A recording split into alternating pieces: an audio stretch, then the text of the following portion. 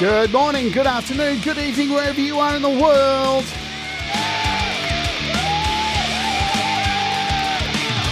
Well, my name is Jade, and this is The Interview.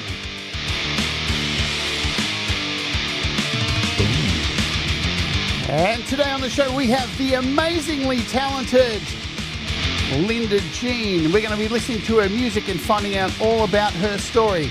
To kick things off, we're going to play an awesome song by the name of Brain Cell. Get ready to Oge. Let's Oge.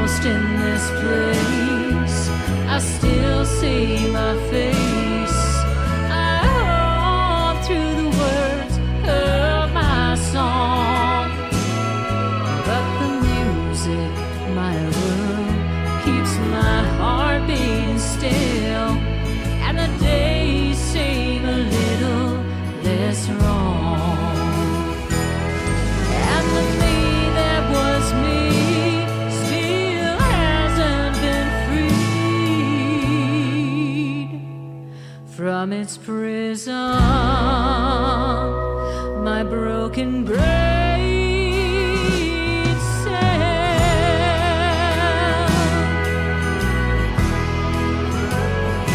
I'm the ghost in this place.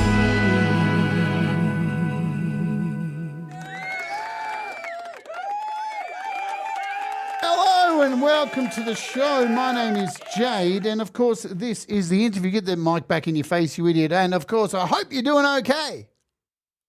Anyway, so what an awesome song. Hey, that was a brain cell from our guest today, Linda Jean. Now, I've been wanting to have Linda Jean on the show for a really long time, but she went on Frank's show, and when somebody goes on Frank's show, I kind of like to have a little bit of space and all that kind of stuff, so you can, like, you know, in this day and age where time moves so fast, you can forget about Linda, and then a few months later we can have her back on and remember her all over again, right? So we're back and we got her on finally. I've been following this young lady for such a long, long time. She's super talented, and what a voice, huh? What a voice! Oh, makes you want to punch walls. It's so good. Very rich voice, and she's obviously been singing for a very, very, very, very long time, even though she's young, right? So...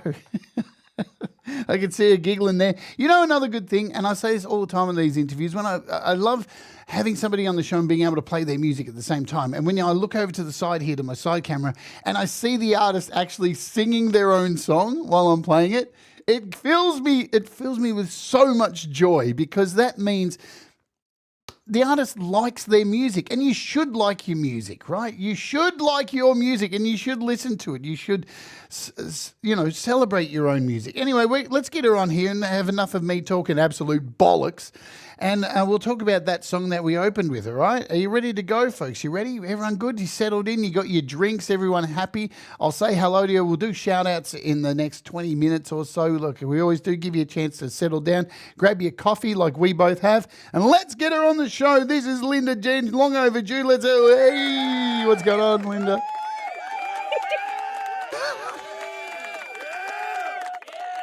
Did I turn it up since we were last chatting?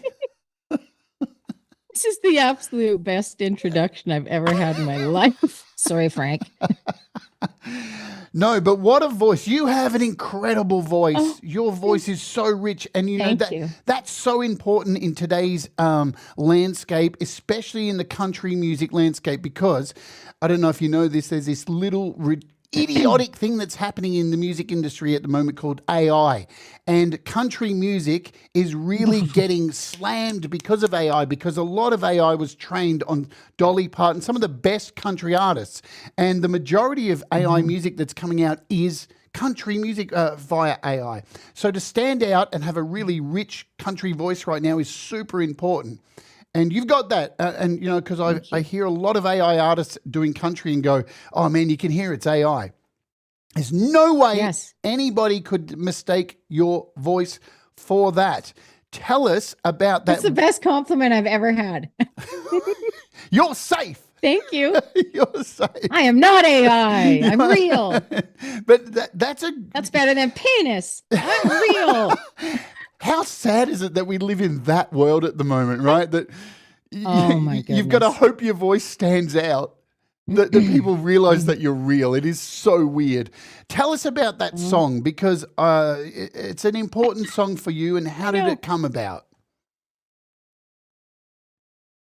Oh, well, June 2017, I had an accident with my donkey, a big donkey. I was ground driving him. That's when you're behind him on the ground with the long reins, getting him ready for a cart. And a wind picked up and snapped my drive line, and it spooked him. So he ran to the back of the house where the concrete is. And sorry, I got the frog today. Me too. We're both froggy. And the in the back of my heel was caught against the septic lid, and he bumped me as he spooked past me, and I hit the back of my head on the concrete, and I went straight back. So they say it was the rate of speed of a highway accident. And so I've struggled ever since then, but I'm so thankful I'm alive, because many people have had that same accident and haven't made it. So I always feel like there's so many things that are frustrating. I'm in the middle of nowhere and I can't drive and I can't work. So I'm in poverty situation. And there's all this stuff that you never ever think is going to happen to you. It won't happen to me. I wish they didn't pay me. I wish they didn't give me insurance and all that stuff through work. I wish they'd just give me the money, pay me more. But geez, I tell you, you never think it's going to happen to you, and it does. So anyways, blah, blah, blah. From that point on, for about the first year or so, I couldn't sing and play. Like, I couldn't understand what was going on with me, because the doctor would just say, go home and rest. And I couldn't understand. And I obviously had a booming headache forever, but I just couldn't do it. And I finally got referred to a chiropractor that specializes in brain. And I don't believe in chiropractors. Yeah. And I'll me tell you neither. what, he is the only one who ran me through like an hour physical assessment. You know, things like this piece of ribbon that had like white, red, and he ran it, and I was to look straight forward, and he watched what my eyes were doing. Or different colored sunglasses, and someone had to be behind me to catch me, because different colors would knock you over. Like, it was wild. So orange was the color my brain wanted. Right. So he called all of these things with me. And what it was is I had stroke-like symptoms to the right side. So there was a delay to my hand and my foot, and I have vision issues. I can see, but everything's kind of messed up a bit because my eyes don't track together. I can see properly, too, and they trust don't me. converge. Hello? Yeah. You're over Well, here, maybe aren't if you? we, Oh, sorry. yeah. Hello. You know what? I should move there, and we should do your walks together, because between the two of us, we might make a whole person. I'm down. You know what? You mentioned chiropractors, right? And Yeah. look, I've been to chiropractors. I've had a back injury and stuff, and recently I went to one. And back when I went to a chiropractor for this back injury, they were terrible. It was a whole different world then. But I noticed the last time I went to a chiropractor, they had the power to do x-rays, and they had all this stuff they could do there. And I feel like they've had to like step up their game to try and like be able to prove to the medical fraternity that they do have some value. And what was good was I went there and they found something that they couldn't fix, and then gave me the x-ray so I could go and see somebody that could fix it, right? You see? So, Right? So they're not that Like, bad. I actually, from this whole brain experience, I gotta retract what I used to say about chiropractors, because this guy, he specialized in brains. He actually is part owner in the place too. So he takes all the current research and the courses, whereas a doctor kind of has a broad range of knowledge about a bunch of things, but not enough knowledge. There's not enough knowledge about brain injury at all. But the doctors really don't know anything. I mean, they never told me who to go see, what to do, or anything. In fact, the one doctor thought I was faking it.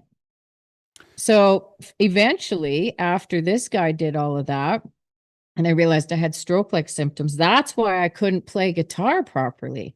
So he had me tapping on a desk to a metronome. And I went into him the one day and I said,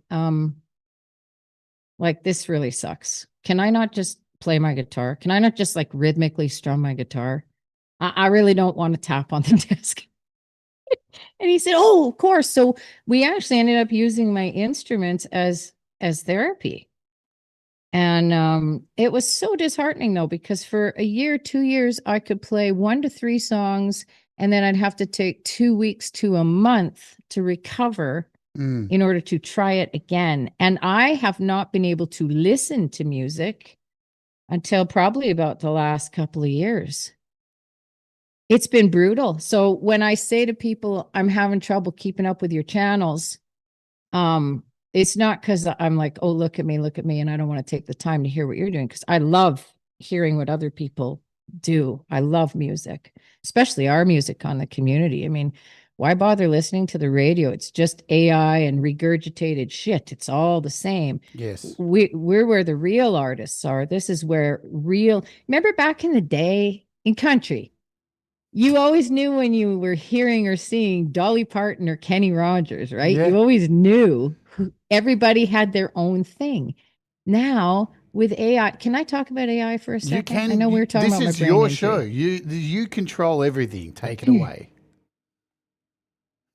I know it's useful in some ways, and I know it's fun and it's new and it's all that stuff. And like my fella, Kid Kane, he's amazing.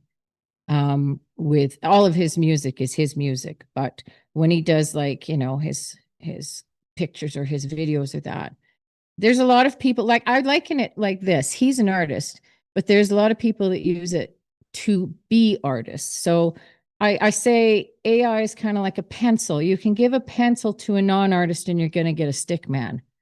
But if you give a pencil to Leonardo da Vinci, you're going to get a work of art. And that's kind of how I look at AI, right? I mean, what Kid Kane does is amazing, and that's all his vision, and he's bringing it out.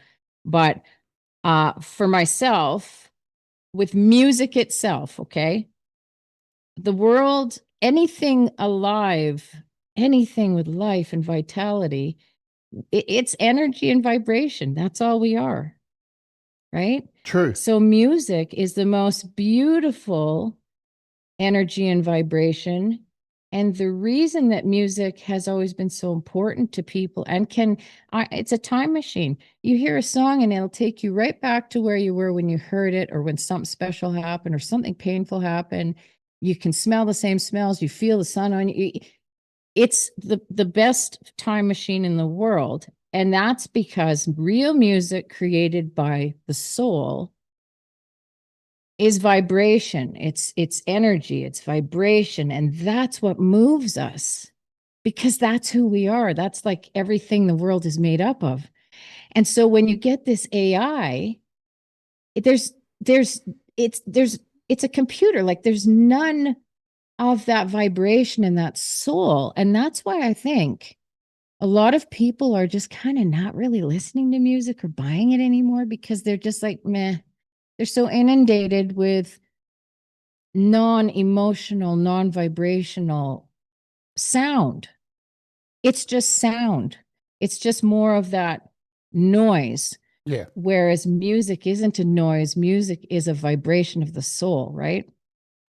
So I don't know why I went on that tangent, Jade. You know what? In that, you can stop me at any time. No, in that, what you said there, my opening question normally is, what does music mean to you? And you just answered that right there. I don't even need to ask that right now.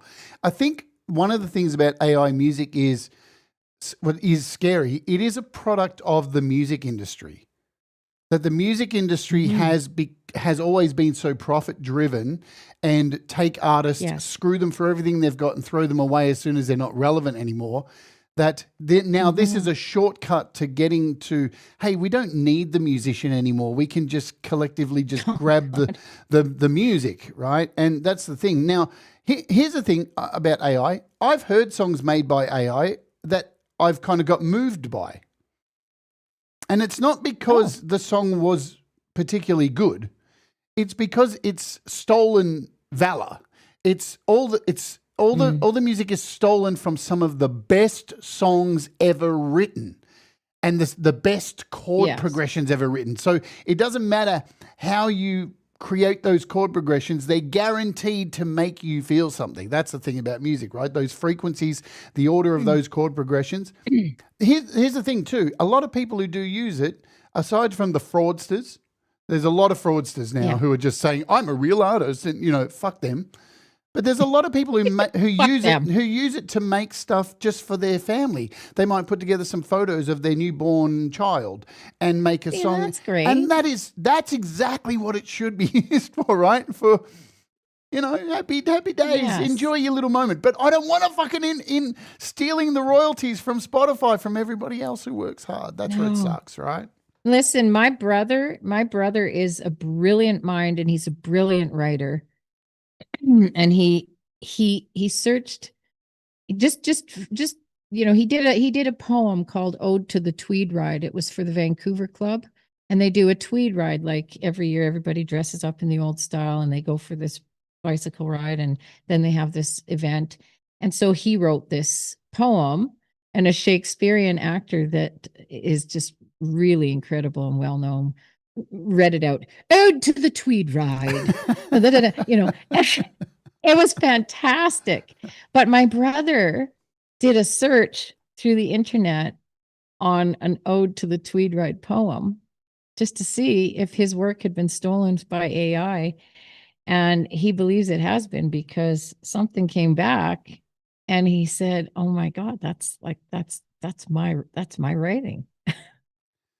So it's stealing from all of us. Well, the sad reality is, let's take away the creative side. Everything now we post online is now being fed into those training models. Harvested. Everything. Yep. Because we are the brain of that. We are the hive mind for AI. You know, so that's why you get so many, what they call it, like hallucinations, because it's getting information from Reddit where people are on there going, "I believe that the moon's made of dog shit." And it's like, okay. AI. Well, I do. If you live with me with all these dogs, but you know what I everything's mean? made of dog shit around here. Like AI can't decipher what's real and what's not. It doesn't investigate things like we can. So it's just being fed stuff. And this is why it's got confirmation bias as well too. If you go onto a chatbot and say to AI, "Hey, I like this thing and I think it's the best," it's going to agree with you. It's going to lick your ass and butter you up and tell you. I've seen cases of AI, Linda, where somebody's gone, "I want to start a business selling," I'm going to stay on dog shit, "freeze-dried dog shit to cure herpes." And the AI will go, "You know what? That's a great idea." It's like, it's not a great idea. What are you talking about? But, you know, here we are. This is our world right now. Let's go back to music, real music, because when you were young, not dog shit, you've got enough of it around you. And when I had Kid Kane, I know who's here as well. I'm surprised Kid Kane's house wasn't full of dog shit when I interviewed him, because his dogs were going crazy that episode. If you haven't seen my interview with Kid Kane, it was wild. It was like being at a dog pound. It was wild as fuck. I know he's here. You mean Kid Canine? Kid Canine, yes, indeed. But I want to ask you. See, this is the thing. We're yes. he and I are like this match made in heaven, or is it hell? Because we've both got an insane amount of dogs. Although I must say, at my peak, I had 15, so I beat. He's really nothing. He's small potatoes, right?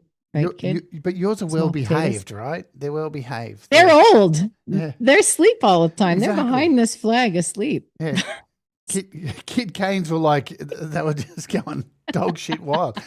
So I want to ask, talking about real music, do you recall the music that was played in your household as a young Linda Jean by your family, friends, and who were some of those artists, and have they influenced you now? Oh my goodness.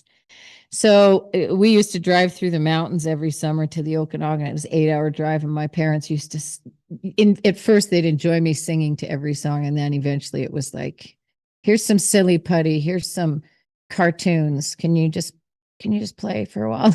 Because I would sing all the time. This little tiny kid singing about "Don't break my heart," It's just the stupidest, silliest thing. But truly, my mom used to listen to ABBA, Cliff Richards, and pop. Right? She liked that.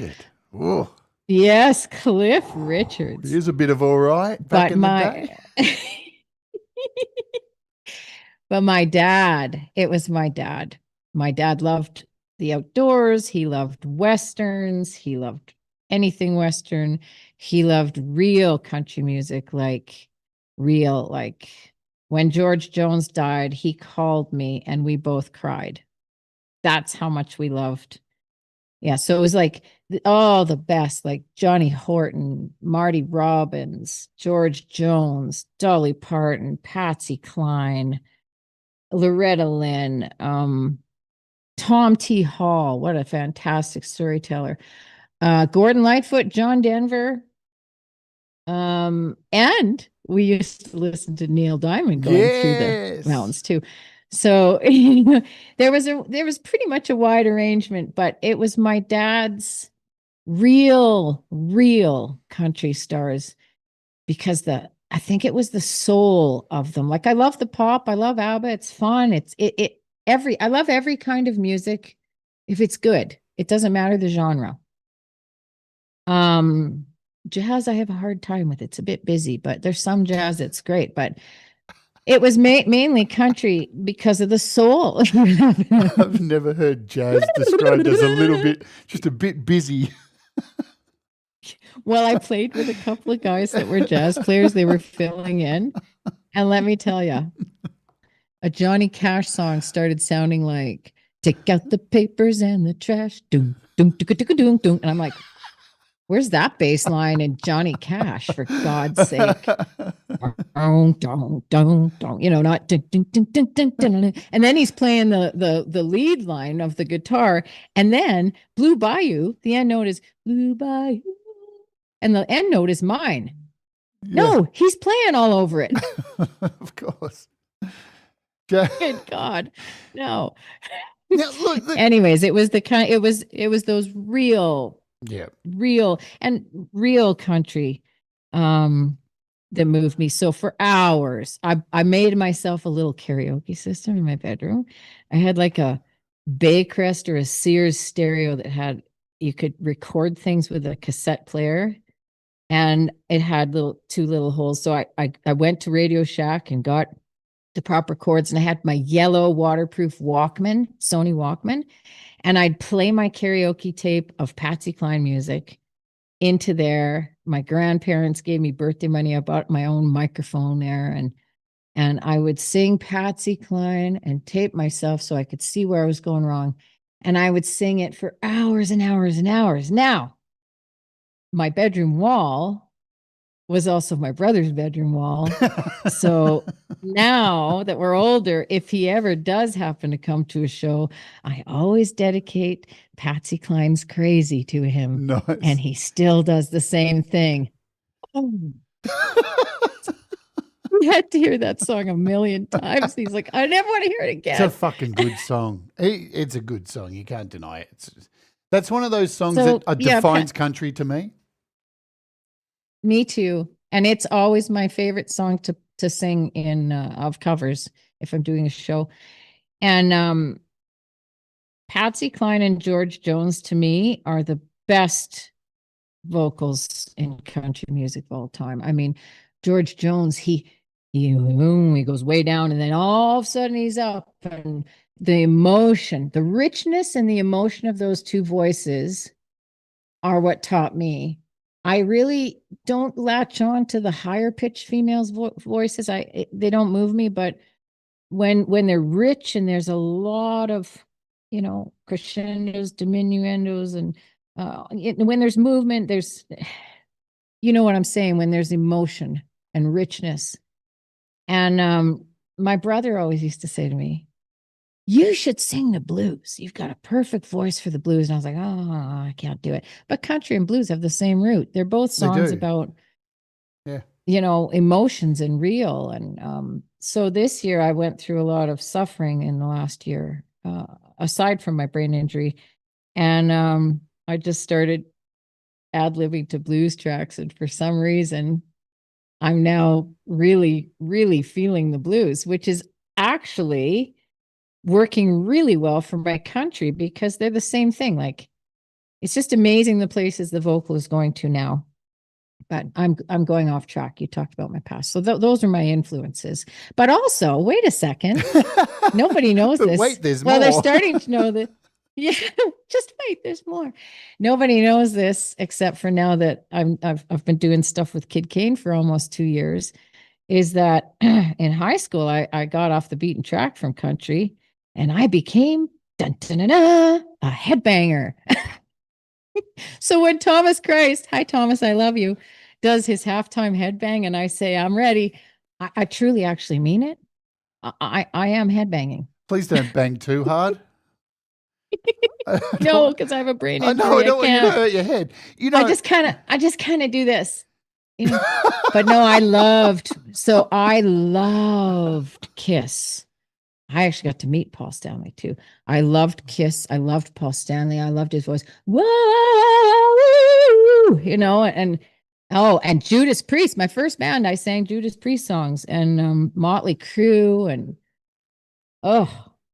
so I loved that stuff too. And my mom said, oh, you see, I knew that country was a fad. And then sure. Ever since then, But it's never a fad. Music is music. If it's good and it moves you, it doesn't, genre. It's like saying, are you black, white? I mean, it doesn't matter what our color is or what our race is or what our gender is. And it doesn't matter what genre music is or this or that, who did it. It's all energy. It's all emotion. It's all the soul. That's all that matters. See, the sign of an artist for me, doing this now for 6 years, interviewing people, is when I hear someone say, when I was young, I had my hairbrush and I used to sing and record little tapes of myself. That's how you know somebody's a lifer, right? I was thinking about that last week when I had Amy on the show. She was talking this similar kind of thing. You know somebody's a lifer when they went through that kind of thing. That's an ingrained feeling of, I want to be a rock star. I want to play music. I want to perform in front of people. So that's always stands out for me. I'm going to play another song because we're at our 30-minute mark of the show. So I'm going to play a song. We'll come back. We'll say hello to everybody and we'll keep on with this conversation. This is Roadshow. We're not going to do any explanations. We're just going to play it. Sit back, folks. Are you ready to Odes? There's some beautiful memories throughout this video and we'll talk about those in a moment. Let's Ode, baby!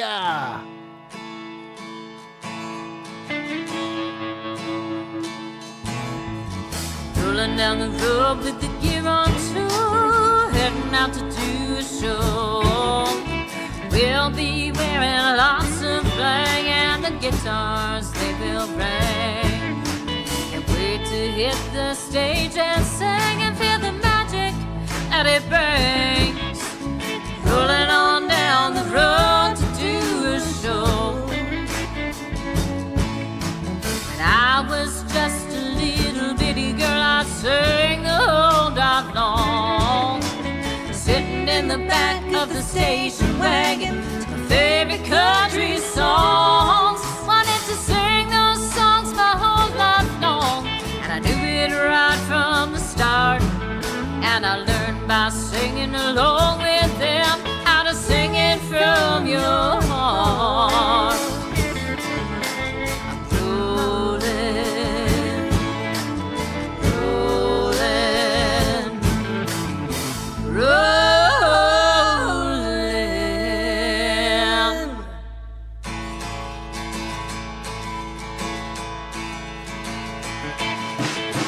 Down the road with the gear on tour, heading out to do a show. We'll be wearing lots of bling and the guitars they will bring. Can't wait to hit the stage and sing and feel the magic that it brings. Rolling on down the road to do a show.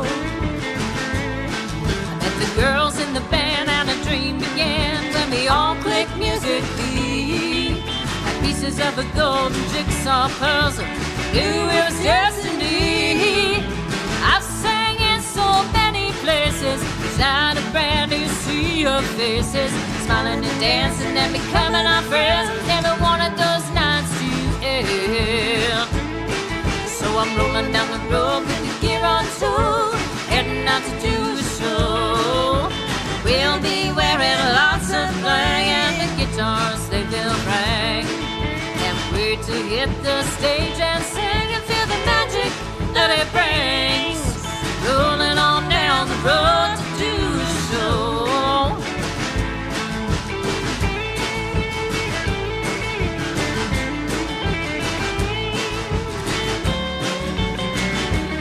Yeah, the guitars they will bring.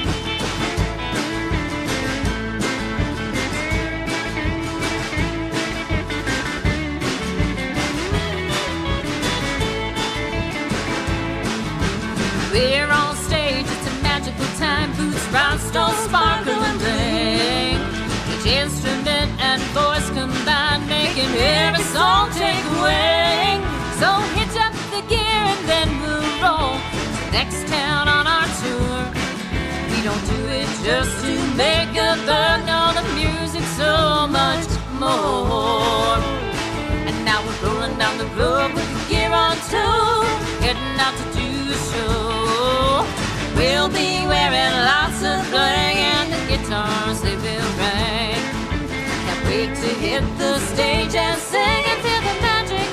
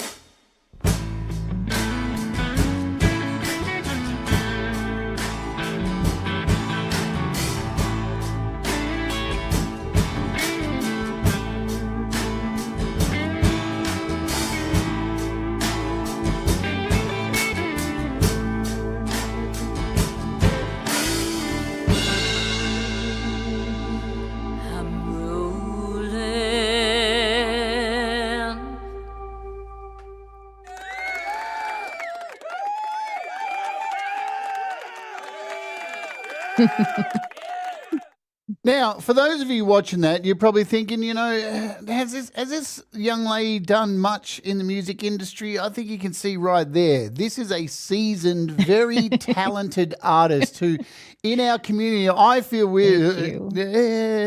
I love an artist who's been out, done it, hit the pavement, done the hard yards, been ripped off by venues. I'm sure you've experienced all of that shit. Oh, yeah. Vans, breakdowns in the middle of the highway, all of that. We'll come back to it, right? We'll come back to it. Let's call everybody out. So, folks, if I miss you, please type something in the chat so I can catch you. I'm going to scroll up to as high as I can go, which isn't very far, and I'll call your names out. Joel's in the house. Laurie's Mishmosh. We got Robbie Stingle. G'day, Robbie. G'day, Kubrick Lover. We got Blazing Stars. We got Frankie Terzo. Denise Lance. Yay. Also, let's see, Brad. I said Brad Example already. Who we got? Mike and Dawn. Janice. Hello.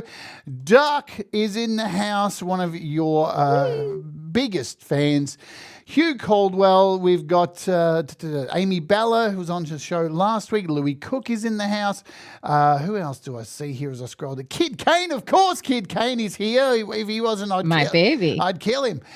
Tremor Bear, g'day to you. Tremor, who else do we see as I scroll through? I've got, I saw Gary Hubbs earlier. I'm trying to go by memory as well. My memory's fucked.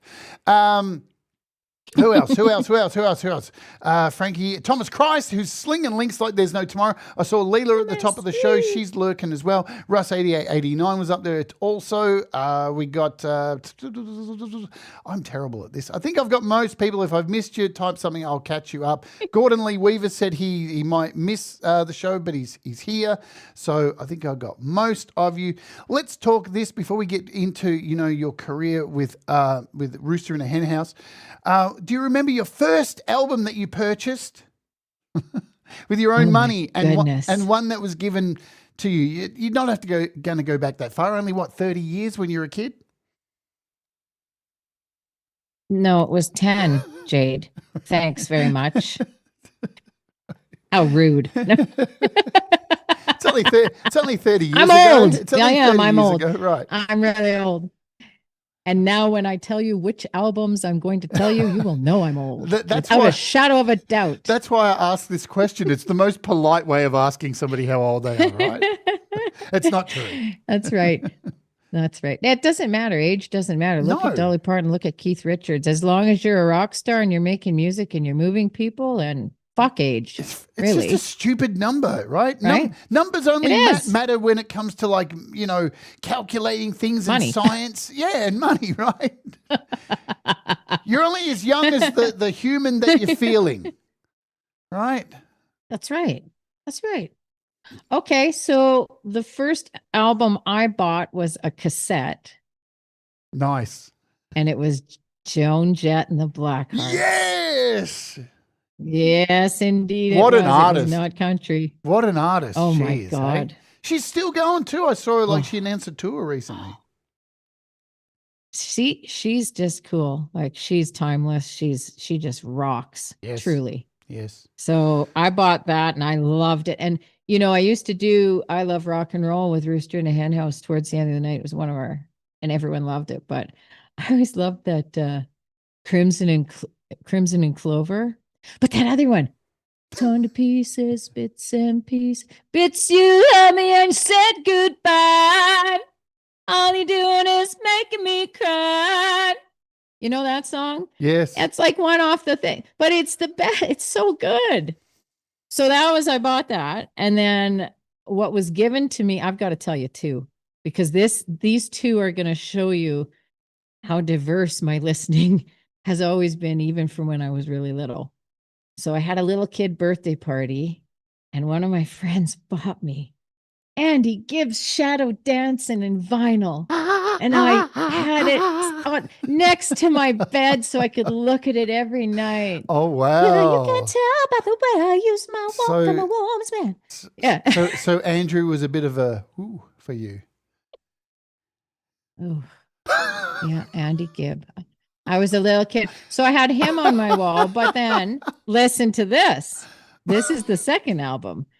My dad got given this record, and he gave it to me, and it had a poster inside of it, and it was on my wall. Oh my God. And the record was there, and I bought almost every record I could of theirs, and it was Kiss Dynasty.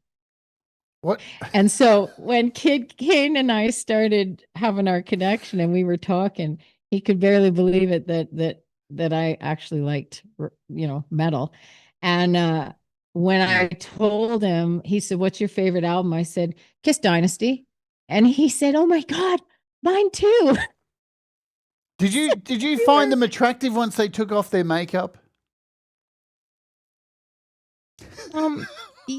Yeah, Paul Stanley, yes, but it was kind of like, you know what? Actually, to tell you the truth, I didn't even really care. I just loved the music. Right.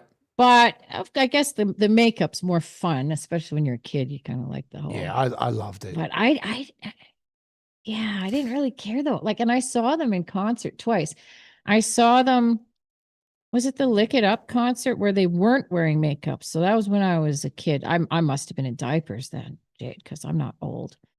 And so I saw them without the makeup, and then they did a comeback tour, kind of like as old men.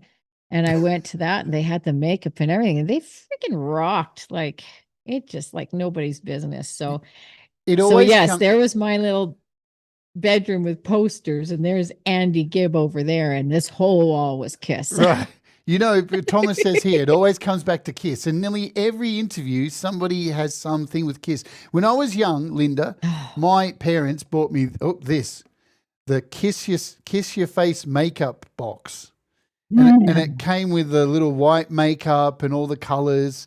And on the inside of the box, it had the stencils that you could... And I remember Jade, we're kindred spirits for sure. My parents took me to the library one day, and I had Ace Frehley makeup on the library. I was such a loser, but hey, that's it. Do you know two Halloweens I dressed up like Paul Stanley, and I did them. I was in drama in university, and I took stage makeup course, so I did my friend up like I did my friends up as the whole band, and we did it twice, and the last time we did it, we thought we were pretty cool. We had boyfriends. We were going to the bar and everything. Ooh la la. And our boyfriends were meeting us there. They had no idea who we were. They were wandering around looking for us. It was great. I just loved it. But my mom hated it because back then you got that hairspray that was black. And I sprayed the F out of my hair and made it huge. And I had a lot of hair then. And for weeks, the pillow, the shower, everything was black. The things we do to our hair, eh? I'm still destroying my hair. I did a painting of Paul Stanley too. So I was pretty into it. Avid Kiss fan. Let's talk about school. Oh God, me and my friend, we'd go down to Stephen Avenue Mall to go to the head shop. See, nobody can believe I was a headbanger, but I was. So we'd go down Stephen Avenue Mall to the head shop, and we were in choir together. She'd sing the high harmony, I'd sing the low, and we'd be walking down in our cool Kiss concert shirts, and we'd be going, "Hey, hey, yeah. Hey, hey, yeah." And she'd be, "Hey, hey, yeah." So we'd be doing we're walking around like, yeah, we're Kiss. We were always singing. There's no denying it. They were one of, especially, around our age, everybody kind of here, where, there's not too many youngsters in the audience who, they influenced so much, right? They were one of the first bands totally. that as a concept really took that. You look at some of the bands now like Gwar, and there's a whole lot of bands who do that kind of stuff and have makeup like Slipknot and all that kind of thing. They were the original Slipknot when you think about it, yeah? Because they were pioneers. And they were like wrestling as well too. There's a bit of wrestling in there, because with wrestling, those characters used to have to live that outside of the ring to try and keep up the bad guy persona. right? Because you didn't have the internet then. Yes. And back then, Kiss were the same. That's what the whole Unmasked album was. Them leaving the studio and having to keep their makeup on because journalists were trying to find out who they were. And there was that whole marketing thing. It's brilliant marketing, right? Let's talk about school. I mean, they were the pros. School. Yes. Because the first question always, because, I like to find out where you were brought up, did you have a robust music school education system and did you learn the recorder? I still have my recorder. Yes! I do. I don't know where it is right now, but I even found a book that told me how to play it. Thinking I was going to do it now as an adult, but I don't know where it is now. But you know what? I got to say, like, I was in choir in high school, and I had a wonderful teacher that I was an alto, and I loved doing harmonies. And I never really believed that I could be a singer, although my mom got me this School Day Treasures album. So you put your picture in from kindergarten up and you fill in all this stuff and there's a pocket. So you put the special things you made in there. I still have it. And every single year in my little kid's handwriting, when it says, what do you want to be when you grow up? Singer. One year I wanted to be a disco dancer on Solid Gold, but that didn't happen. Man, those outfits on Solid Gold were amazing. Oh my goodness, I wanted to be them. Oh, and I was going to tell you too, when you said that a pro when they're a kid. So from kindergarten on, singer, but also my mom and dad bought us these plastic Donnie and Marie microphones and tambourines. So when Donnie and Marie were on the TV, we'd be behind the couch in the back part of the family room there, and we'd be, I'm a little bit country, and I'm a little bit rock and roll with our little tambourines and our microphones. And oh yeah, it's so embarrassing. Thank God there's no pictures or anything of that. But I'm sure there is somewhere. So could you imagine Donnie and Marie in 2026? Oh my goodness. Oh my goodness. Do you think it would have the same zip as what it did back then? It might become a cult following kind of a thing. A Kool-Aid situation. Right? Because I think these days everyone's so sick of the fakeness in the world that I think people are really starting to, like, I used to be kind of embarrassed of growing up in the 80s, and now I'm like, take me back. Oh, the 80s rock. Now it's like, yeah. But with the music. So Mr. Potter, my teacher, took me out of the alto section and put me in second soprano, and I cried and cried, and I went to see him. I said, I don't want to. I like singing low and deep and round, and I love the harmonies. And he said, listen, you've got a voice and we need to develop it, and you need to be able to travel through as many ranges as you can, and you need to start thinking of yourself as a lead singer. So he made me think maybe it was possible. And he is the one that taught me to expand my range. And now my range, you think as you get older and older, it's going to dry up. But boy, the things that my voice has been doing this last couple of years, it's amazing. But that was all down to Mr. Potter at Dr. E.P. Scarlett High School. Yay, Mr. Potter, you rock. Viv Sparrow was on Brad's show yesterday, and after she went on there for Brad's release, we had a massive talk for a few hours about, singing and how your voice changes over time, right? And because as a singer, singer to singer here, we're different than a guitarist. And people who play an instrument and don't sing will never understand this, right? Because sleep, eating, feelings, shit that's going on in your world, everything affects you because you're the instrument. And over time, your voice changes, your throat tightens in situations. And I was saying yesterday to Viv in this private chat we had that it's not how your voice changes or how many octaves you may lose or how it gets, your voice deteriorates or gets better. It's how you move with your voice and allow it to be what it is now instead of looking back and going, oh, it used to be like this. it's how you use it in the moment each time you record, because your voice does change, and that should reflect your music, right? Instead of going, oh, I used to be able to sing like this, because that can cripple you, right? Holding on to that kind of stuff. And this whole brain injury thing has brought me back to my soul. Like I always say, I'm the least like myself physically than I've ever been. And I'm very blessed that I'm not as bad as others, believe me.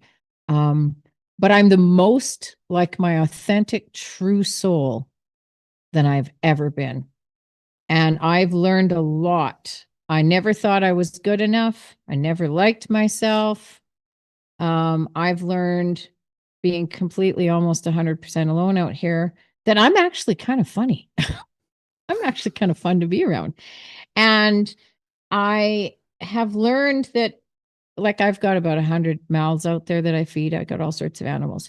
And in living with them for 9 years, day in, day out, every second, it's just me and them. I realized the problem with humans is that we're always thinking about the past or worried about the future. And these animals, they're just in the moment. And if we can all just try to stop those voices in our heads and worrying about, what our voice was like before, or what we looked like before, or the sagging that's happening now. And oh my God, I'm really going to be, you just got to embrace the moment, because it's really all that's real and it's all we have. And it's like the soul's journey. I'm learning now that what we think our life is, we think that it's always going to be that. That's our life. We have no choice. This is our life. This is how it is. But things change in your life, and you can lose everything you thought was your reality. But it's the path that you're being taken on, because you may lose all of this, which I have lost everything almost. But look at all the things that it's opened up for me to do now. And it's the same with the voice. The voice is going to change over time, but you might have been doing this over here, but now your voice might be capable of all this other stuff. That's the thing. It's like the discovery of the self and discovery of the soul and discovery of the voice never ends. It's always interesting. You're always going somewhere. It's the difference between a musician and an artist, in my opinion, is how you move with you, how you evolve, how you grow, how you change. And that's the secret to songwriting. It's not like a hook or whatever it is. It's just being raw and honest and writing Yes. it, some of the best songs we write are about the things that we're experiencing and all the stuff that goes in our head and all that stuff. And you're right. The past is the past. There's no way you can change it. And for the most part, the past is a lot of dumb shit in the past.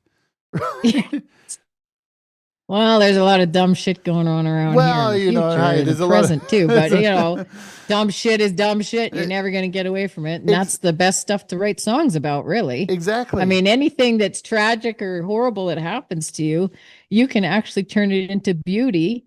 We are so blessed to be able to make music for ourselves, but for other people too, because boy, the shittiest thing can happen to you, and you think that you don't know how you're going to get through another day. But all of a sudden you hear something in your head. Oh, it's coming. It's coming. Go grab a pen, grab the guitar. And the next thing you know, you feel better, because this horrible freaking thing that just happened to you is now a beautiful song. And then you send it out there into the world, and you get all these people emailing or messaging saying, thank you for that song, because I'm going through something like that right now. And it really helps to hear it. And you go, whoa. So when I hit the pavement and I was saved and I didn't die, I know I'm here to keep looking after these animals. But I think the main thing is I'm here to put out messages of positivity and I think I'm here to put out some good energy into the world. I think we need it right now. And I think all of us are here to do that. And it's interesting the way we all are connecting through this community.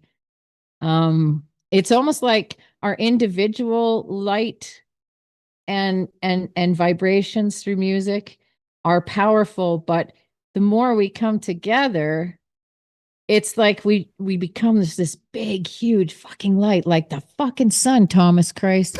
I hate the sun. Like, God damn it, the sun.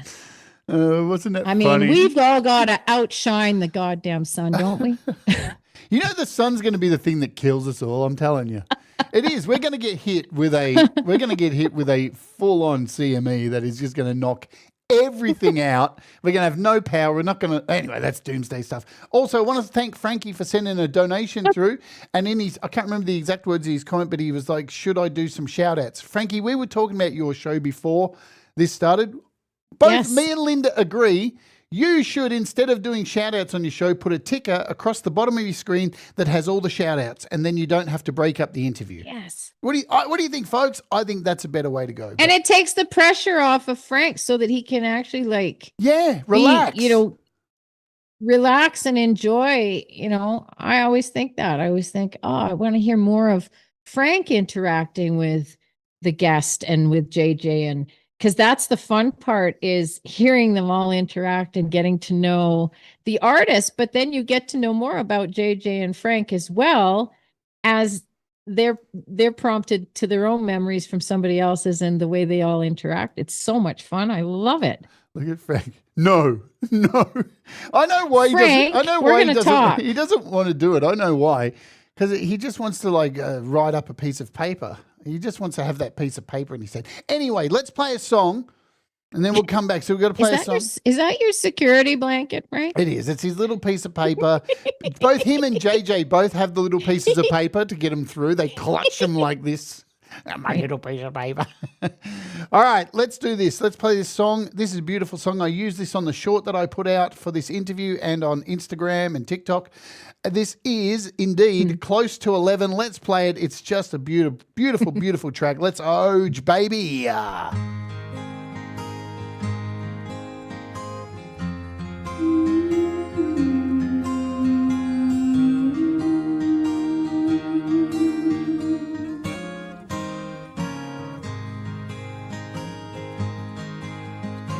Close to 11, the stars in the sky make me so lonesome, I feel I could cry.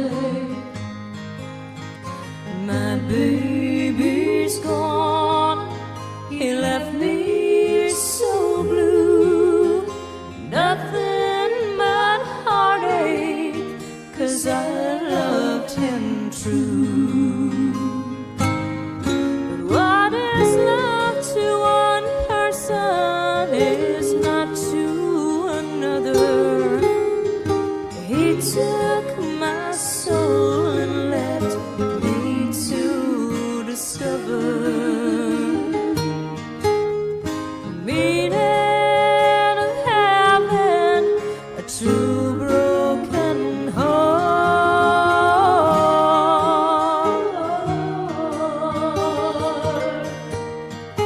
My love was more than his right from the start.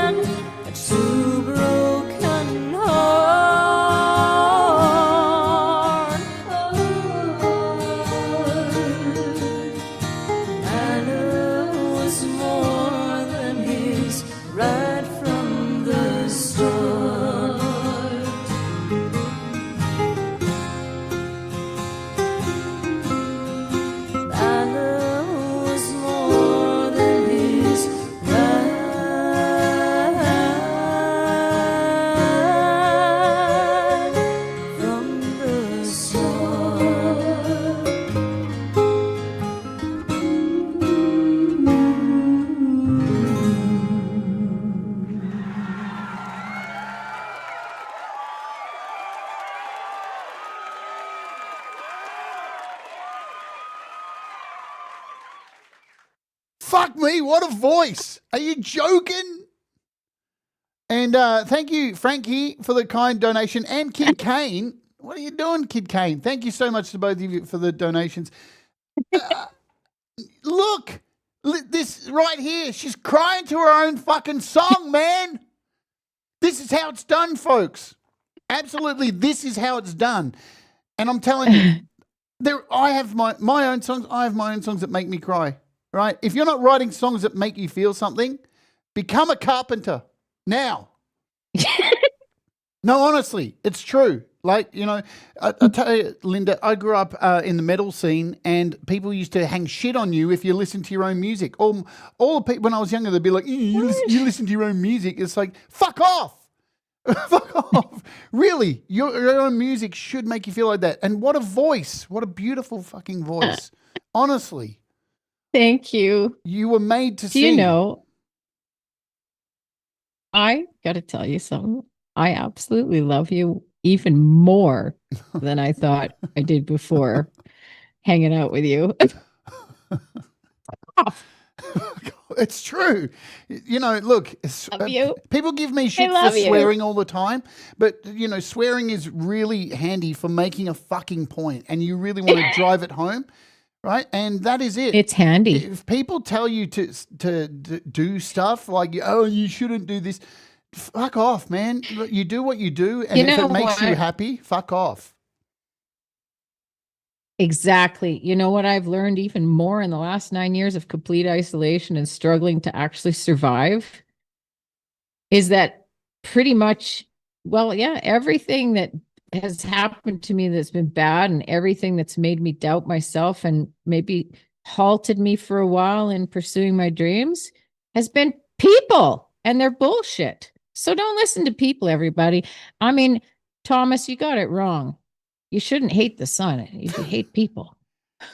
Yeah. No, we're not. We are not people. I'm talking about people that don't look at themselves, but they have to always make someone else feel less than. And that's really sad. But now I'm old. I don't give a shit what people say. Yeah, I don't As either. Jade would say, fuck them. I don't either. I them. have no time for the drama of people's stupidity. So I want to say, In fact, now I do it to spite them. oh, look, I've always done that. I've always done that. You know, that's the thing, right? When people have always told you should do this, you should never tell me what to do, because I will do the absolute fucking opposite. I'm telling you, I should say. How did I know that about you? I just can't help it, right? And I saw a few people come in and I haven't said hello to. It's some guy, hello. Cold Acre, I saw earlier as well. Costa, hello to you. Who else? There was a couple of other people. I'm trying to catch up and make sure I catch as many. Doug Kidder, hello. Doug, recovering from a brutal surgery. Doug had an operation, Linda, where I think. Oh my goodness. I think the surgeon cut him up with a rusty butter knife. I have no idea what was going on there. He's done a terrible job. But anyway, Denise Lance, hello. Let's look on. So just the last two songs that we played. Worse than a shark attack. Exactly, right. Now, the last two songs show that you are a seasoned artist. And so you come out of school. Do you go straight into playing live and hitting the band circuit, the music circuit, and doing rehearsal rooms and all this kind of stuff? What is your journey into your band, which was Rooster in a Henhouse? Well, it's very interesting because I have some cool things to say about that last song too. But tell us. Basically, I really didn't have a lot of encouragement in my music. My parents are absolutely, I couldn't ask for better parents, but they came from the war times where, you had to get an office job and you had to do what you had to do, and your dreams you couldn't make money at your dreams, and they kind of had to sit so that you could, afford to live. So I didn't really have a lot of hope in my dreams, but music isn't what I do. Music is who I am. And so I had no choice. So I took guitar lessons at age 27, which is only a few years ago. Right. Jade. No. Yeah, exactly. It's only 3 years ago. Yeah. And it was when it was the kid up that lived upstairs. I was in Coach Homes, and he was a phenomenal player, Corey Newman. Fantastic. And he had a 12-string Seagull, Canadian-made Seagull. And so he and I ended up doing a little duo. And then a guy I worked with at Nova at an oil company, he came in and we were a coffee house trio. That was my very first little band. And Corey said to me, you need to play guitar and you need to write songs. And when I took the guitar lessons, suddenly songs made sense in my head as to how they were put together, because I always just heard the music as one piece and I was focused on the vocal and the lyrics. So suddenly songs were, now when I hear a song from the past, from before I played guitar, I get really excited because suddenly it's alive. And I'm like, oh, there's a mandolin in that. Oh my God, listen, it's 4-part harmony. Oh my God, listen to that bass line. Oh my God, listen to that bass line. Like, oh, I love the bass. Oh, anyways, so now it's really cool to hear those songs now. So it was very shortly after learning my handful of country chords on the guitar and learning about the capo that suddenly I was writing songs. And Close to 11 was one, or if not the first song I wrote. I was on my holiday in the Okanagan. I was sitting next to my tent with my 12-string because Corey called me at work and said, get over to the pawn shop on McLeod Trail right away. They've got my same guitar and it's really cheap. So I got the 12-string. So I wrote Close to 11 on my 12-string Seagull outside my tent. And the interesting thing about this is that, so Kid Kane and I have this incredible, you all know, anyways, we have this incredible connection. And every day we have these moments where we're talking, and every day, and there's some commonality or there's something to do with numbers. And it's like, there it is. Oops. We always go, oops, there it is. It's bizarre. So the one day there, I was thinking, okay, so we've been doing our Saturday night specials now since March. I think we're on week 23. So I premiere a song off of my channel at 9 p.m. my time, which is 11 Eastern time. And then he does one at 9/11, which is 11/11 his time. And the reason that he chose 11/11 is because he and I keep seeing 11/11s. And I used to think people were cray-cray. We all see it. When they said we all see it. But you can't deny it when all of a sudden it's excessive, like it's bizarre.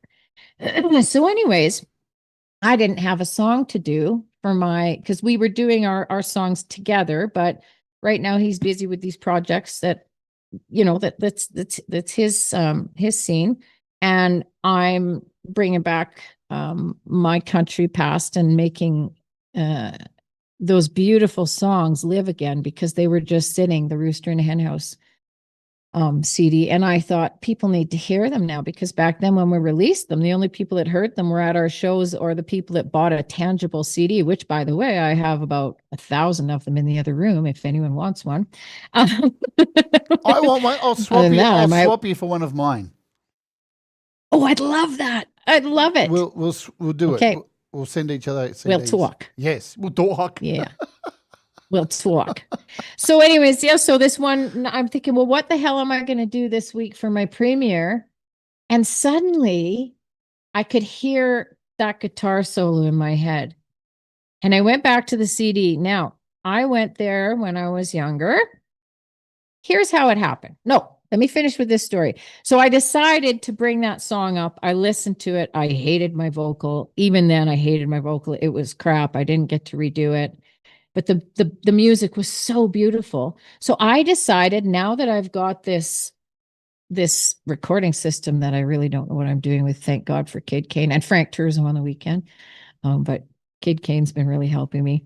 I decided to try and fix my vocal by harmonizing with my young self. And it was 3 in the morning. Nice. At 3 in the morning, I had these indirect lights. I have my old self playing in my headphones. I hear those guys playing, and I sing this harmony over top of it, where my heart was just going, my voice just came out and my heart went with it. It was like, I can't even describe what it felt like. And it felt like every single thing about that recording studio that I'd forgotten about was vibrant and present. And I felt like I was there. And I felt like I was hugging my young, terrified self, saying, hey, it's okay. We got this. We've lived a little now. I come back and we're gonna do this. So I reimagined my very first recording ever, which was done in Nashville. So I played it the next day for Kid Kane. I could not wait for him to hear it. And we listened to it together, and he was just, oh, so supportive and blown away. And I was crying. And he said to me, there's that 11. Mm. And I'm like, whoa, because all this time I never even thought about the title of that song or that 11 was in it. So it's so strange. It's so strange. Seriously, I used to think people were cray-cray. So don't think I'm cray-cray. It's like, I'm pretty practical, but it's truly been 1111 has been quite obnoxious in my life lately. Well, since I met Kid Kane. It's his fault, all of it. Anyways, so I wanted to give a little story about how I ended up in Nashville for my very first recording, because I want to give hope to anyone that's listening to this that hasn't recorded yet or hasn't actually pursued their dreams. I want to share a little story. You can make anything happen in your life. You can be whoever you want to be. You just have to believe it. And don't listen to other people, because their reality of you is not your reality of you. So what happened was, I'm sitting at a Boston Pizza with my old little boyfriend from back then. And I took the paper towel and I divided it into 3 sections. And I put possible, maybe possible, and impossible. And in the possible, I said, I want a band. And I want to sing with a band, and I want to play in the Black Diamond Hotel, and I want to play in the High River Roadhouse, where I'd gone to see my friends' bands playing. And two-stepping. I love two-stepping. The only shitty thing about playing in a band all these years is I haven't been able to dance. But anyways, I wrote these things, and impossible was recording, and the possible also, I wanted to become a CCMA member, Canadian Country Music Association member, all these things. So the next day back at the Stampede, I'm trying to find out how to become a CCMA member. And I'm talking to Jan Campbell that hired all the big acts for Stampede events. And we had just had the Canadian Country Music Hall of Fame building moved on to the park. And Gary Buck was the one running it. And I had to get 2 people in the industry to sign that I actually sang. So Jan Campbell sang. She sent me over to Gary Buck. Next thing you know, he's listening to my songs and he's saying, you need to record these. And I'd only written a handful. I didn't think I was a songwriter really until last year. I never told anyone I was a songwriter because I didn't think my songs were any good. And so the next thing I know, I'm buying a ticket to Nashville to record this handful of songs because I wrote this stuff down. This is the thing. You can keep your dreams and your aspirations in your mind, but what you need to do is you need to write them down, make them real, and then you kind of start acting on them. And then the things I didn't even have ever Nashville on my list. I never, ever, ever, ever thought I would go to Nashville, let alone record there. So the reason that my vocals were shit on that is because there I am in Nashville, terrified, never even thought about recording or what that means or how it happens. I'm in Nashville. I'm sitting there, and all of a sudden, one of the men there, the man in the hat, Leo Jackson, he's passed on now. I think Greg is the only one still around from that whole recording. So I dedicated it to them. But Leo is telling me stories, and he's telling me that his best friend that he played guitar for was Roger Miller, king of the road, trailers for sale or rent. That Roger Miller. Yeah. The one that my dad loved, that I loved, that shaped me. And so now it's time for me to go and sing my shitty little songs for these guys to play on. And I'm like, I couldn't sing. So when I listen back, I'm like, oh my God. Anyways, but it was a magical experience I to agree. time travel with that song. I agree. Look, 100% with the whole, write down your dreams, make them happen. The only thing that's holding you back is you. It is. It truly is. Mm-hmm. And listening to dumb fucks. Because, there's so many dumb fucks out there with a fucking opinion, right? Again, I've always had this motto, Linda, try everything at least try one thing at least 3 times. Right? I like that. So, because the first time you'll do it wrong. The second time you'll do it with the wrong people. But by the third time, you'll have had enough experience to understand if it's right for you. And, exactly, because you can't just give up after one try. And if you give up very easily, then you're only doing yourself a discredit, right? Because there's so many opportunities that pop up. Like when I look back through your videos, I mean, I feel a connection with you. And thank you to Leela for the super chat as well too, which I still have on the screen. I feel a connection because like I had a lot of opportunities when I was young to play a lot of gigs and record a lot of stuff and go into studios and get signed for a small period of time. And when it's all happening when you're young, it's a whirlwind and your brain just it's not ready for it. It's just, it's so overwhelming and you meet these people. And I remember being in a studio and one time we were recording our first demo. I was a fucking 18-year-old and the guy's studio, Prince, walked in, who was on tour at the moment. Prince walked into our fucking studio and we were told not to make eye contact. I'd have dropped dead on the ground. Well, we were told not to make eye contact with him. He didn't like people making eye contact with him. So weird. But, when you're young, you see that and Fuck go, Prince. Prince can go up there with the sun. But that's it. When you're young, your brain can't comprehend this shit, how massive this is. So my question is, touring and recording and doing all this at such a young age, was there one thing that you took away from this that you've applied now to what you're doing now? Yes, indeed. There's many things. Give me a few of them then. To go back into everybody we all want to go back to when we were younger. We had a good body that looked better, but also functioned better and all that. We just want to go back. We want more time. We want to relive things, but to tell you the truth, the only reason I'd go back in time would be to see my dad again and people I've lost. Because for myself, if it was just about me, I'm actually more happy with myself, all wrinkled, sagging, and this age than I ever have been in my life. I like myself and not ego-driven because I still don't really believe that I'm good enough at times. But, where I've come to is amazing. And the thing is I hung on to my band, Rooster and Henhouse. I'm showcasing the songs off our album, as you know, every Saturday night right now until Kid and I get our music flowing again. And I listen back and I think, oh man, we were so good. And I would love to go back to that. But at the end of the day, when I had the brain injury and I had to give up the band because I tried to do it, I just couldn't. I had to ride in the back of the Yukon with a black thing over my head to the gig, from the gig.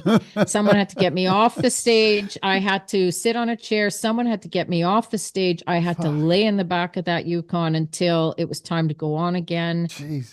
I wasn't even present in my head.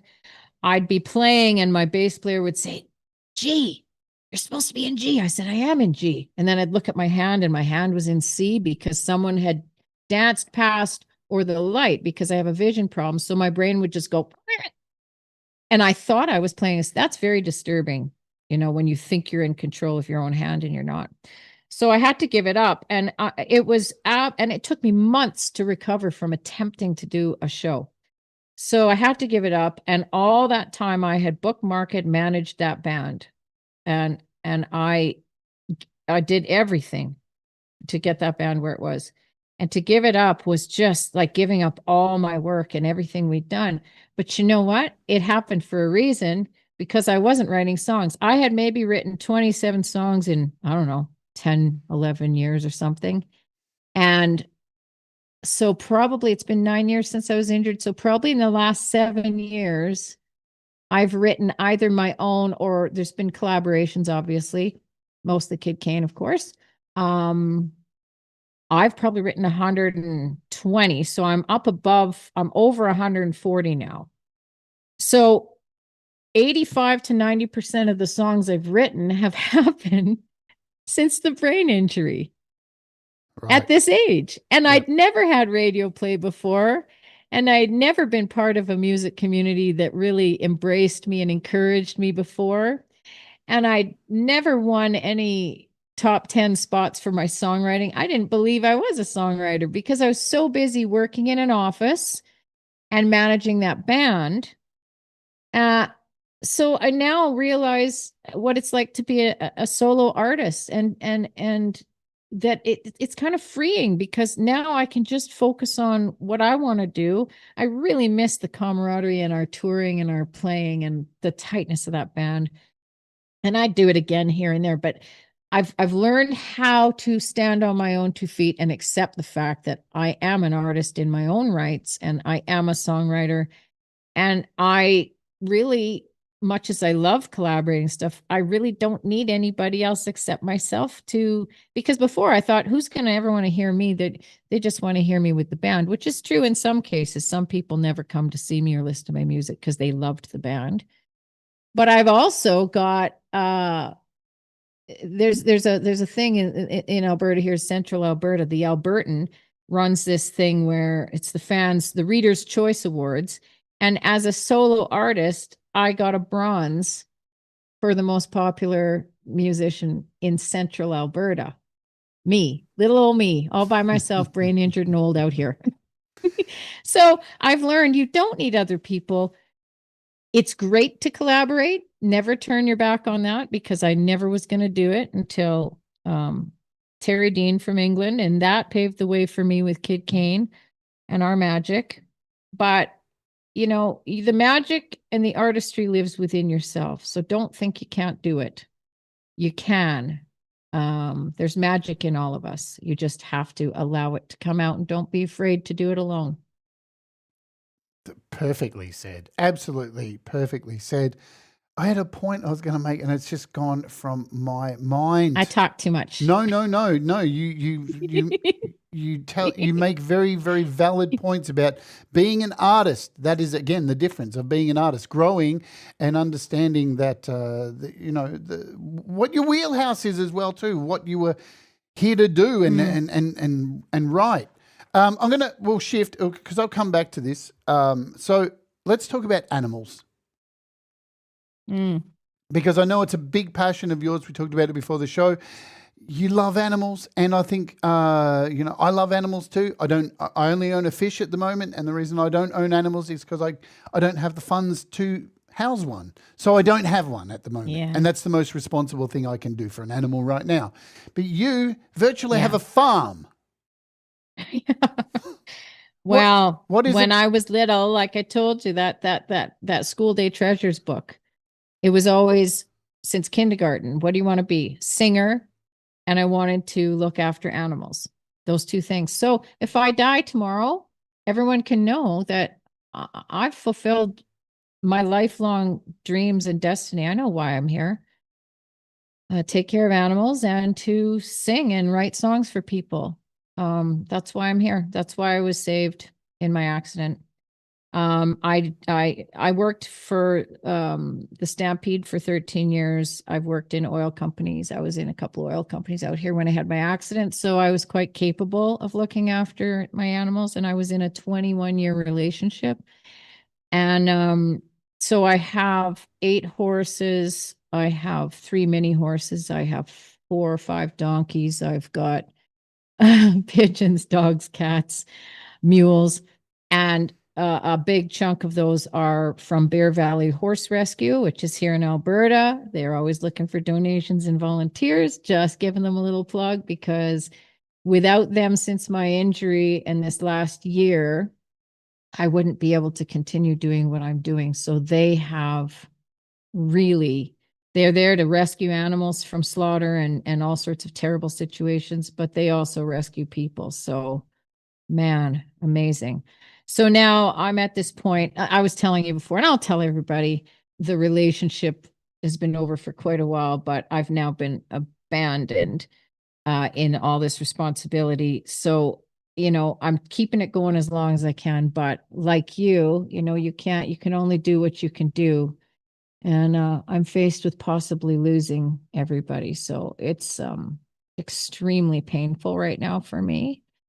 But I'm hoping that an answer comes. So I help the rescue by being a lifelong foster. I've had some animals that were never handled that needed to be trained, the 2 mini mules. And I have a mini horse out there that they took in that was abused by a man, locked in a little barn and beaten. And she even has part of her skull is sort of dented in. And she will always have issues, but I've brought her to a really amazing place. She's night and day from when she came. So I not only look after animals that are whole in themselves, but I help animals that have had a really bad go in life. And I'm really grateful to be able to do that, because no matter that my whole life is on hold and dedicated to the care of these animals. So I really can't go and do the things that I'd like to do right now as well as what I'm doing. But what they give me back is far more than anything I could ever do for them. They have saved my life. I'm not kidding. No, So I understand completely. Horses and the animals are the best. The animals are the best of us because they live. We're an animal too. But the thing is, they live in the moment. They're not cruel, and they love unconditionally. Unconditionally. I can lose my shit one day and yell at everybody because I'm frustrated, and they don't care. They still love me. Yeah, look, I was blown away when you sent me all those photos with the horses, because I come from a horse family as well too. And Do you? Yeah, absolutely. Like I was not into horses. I was a computer musician kind of, but my family got a horse for my sister, and then I got a horse. Oh. My first horse was called Cracker. Very young, hadn't been gelded yet, and I was there. He was a cracker when he was gelded, and as he was gelded, the first thing he did once his balls were cut, he double-barreled me through a fence. And well, he should. Yeah. He took his knackers. Well, I didn't do it. It was the vet that did it, but he took it out on me. But I tell you, talking about taking in rescue horses for my amazing, you're still here. Yeah, for my first serious horse, his name was Smokey. I got him. He'd been abused by a owner who'd consistently hit him across the head for many years. So he was very head shy when we got him. And, that, as you said, that's very hard to untrain and heartbreaking at the same time, because every time you want to get close, you only have to make it move, and their head, they're so like, leave me alone. I'm so used to being punched. But to come out of that and, be in gymkhanas with Smokey and do so much in my pony club and watch Smokey no longer shudder as much was so good. So good. And we got into horses because my dad was into horse racing, which is a shit sport, but it got us the chance to actually own horses and not torture them like horse racing does. But, so oh, man. I love horses. They're beautiful, beautiful. I nearly said humans. They are. They are. I call everyone around here people. Yeah. These people are doing this, but there's something about a horse that even if you just stand next to them and listen to them munch with the stars overhead. Even when I was working and I'd have a terrible, stressful day, you just come and you stand near them, or you just put your hand on them, and the energy of the horse just sucks. Forget about therapy. Just get a horse. Yeah. You just have to stand next to a horse. And they're the best audience. They love music. I take the guitar out and they all cluster around and they fight for the best spot, the best seat in the house. And they do. They love it. They're so powerful too, yeah, right? But at the same time, so beautiful and soft. It like the way they graceful. They nuzzle into you and stuff. Like it, and so, you know, I remember with my first with Smokey, I would always think, God, you could hurt me so easily. You are so muscular and so brutal, but you are so gentle at the same time. They're amazing. They're amazing creatures. All animals are amazing. I wish you could be here, because what happens, the best thing that never, ever, ever grows old is when it's, you know, it's dark and you're calling them in from the back. And I have this whistle I do, and it's pitch black. The stars and the moon are overhead. And all of a sudden you can hear the rumbling start. You can hear the rumbling, and the rumbling gets bigger and bigger and bigger. And then all of a sudden they appear out of the darkness. I love and that. it's the most impressive sound and vision you're ever going to see. It's magic. It's the thunder of them, the sheer, like 1,100 pounds of animal. And I know, because I got a brain injury from the donkey that's only 800 pounds, but it was my own fault. Though that's the thing. We always have to be respectful with the animals, because even if they're the most kind and gentle, a wasp or something can bite them and you can lose your head. Well, they're wild, right? They're wild. Let's be honest, you know, and unless they're domesticated, you know, so. They're instinctual. Even if they're domesticated, they're instinctual. Yeah. And, you know, they react. I feel like I'm a lot like them now, having lived with them. I'm a reaction. I'm a product. Like I reflect my environment. You know what I'm saying? Let's play a song. Yeah, they're amazing. Let's play a song. Oh, please, let's do. I'm going to play Stop me talking for a while. We're going to go into overtime today, folks. If you're cool with that, you'll have to deal with it. We'll probably go a little bit over because, you know, sometimes I just like it's my show. I'll do what I want. Right? This is I Want You, the Linda Jean Blues Jam. Let's do it right fucking now.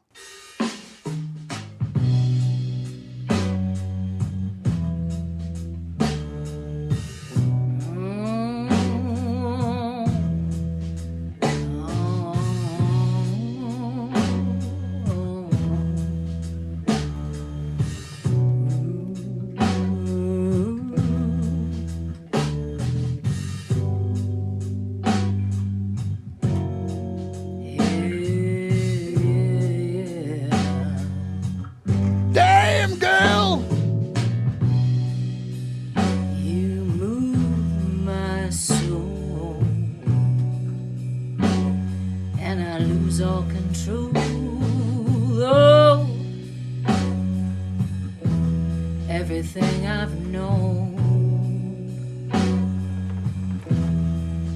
oh my soul, you move it, baby. I want your lips on mine, I want your sweet lips all the time. I just wanna make you mine, yeah, mine. You can put your lips on me, you can put your lips on me any old time. Oh, you're so fine, and I wanna make you mine.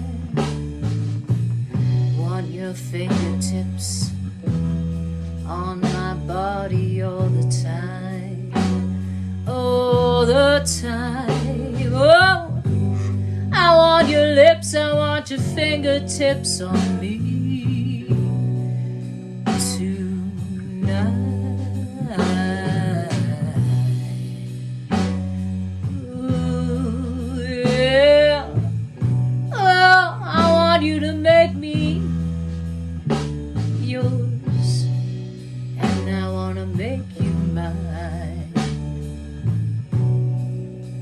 I want your sweet loving all the time, and I wanna give give you everything I have. What's mine is yours. Ooh, what's in store? I want your body next to mine evermore. Ooh, sweet baby, I want you, I want you, I want you. And I love all the things you do. Yeah, I love all the things you do. I think I'm in love with you. And I want you, I want you, I want you.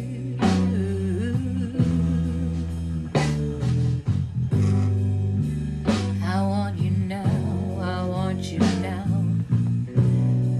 I want you now, but not just now. I want you anyhow. Oh, oh, oh, oh, oh, oh. Sweet, sweet loving all the time. Sweet, sweet loving, I gotta make you mine. I gotta make you mine all the time.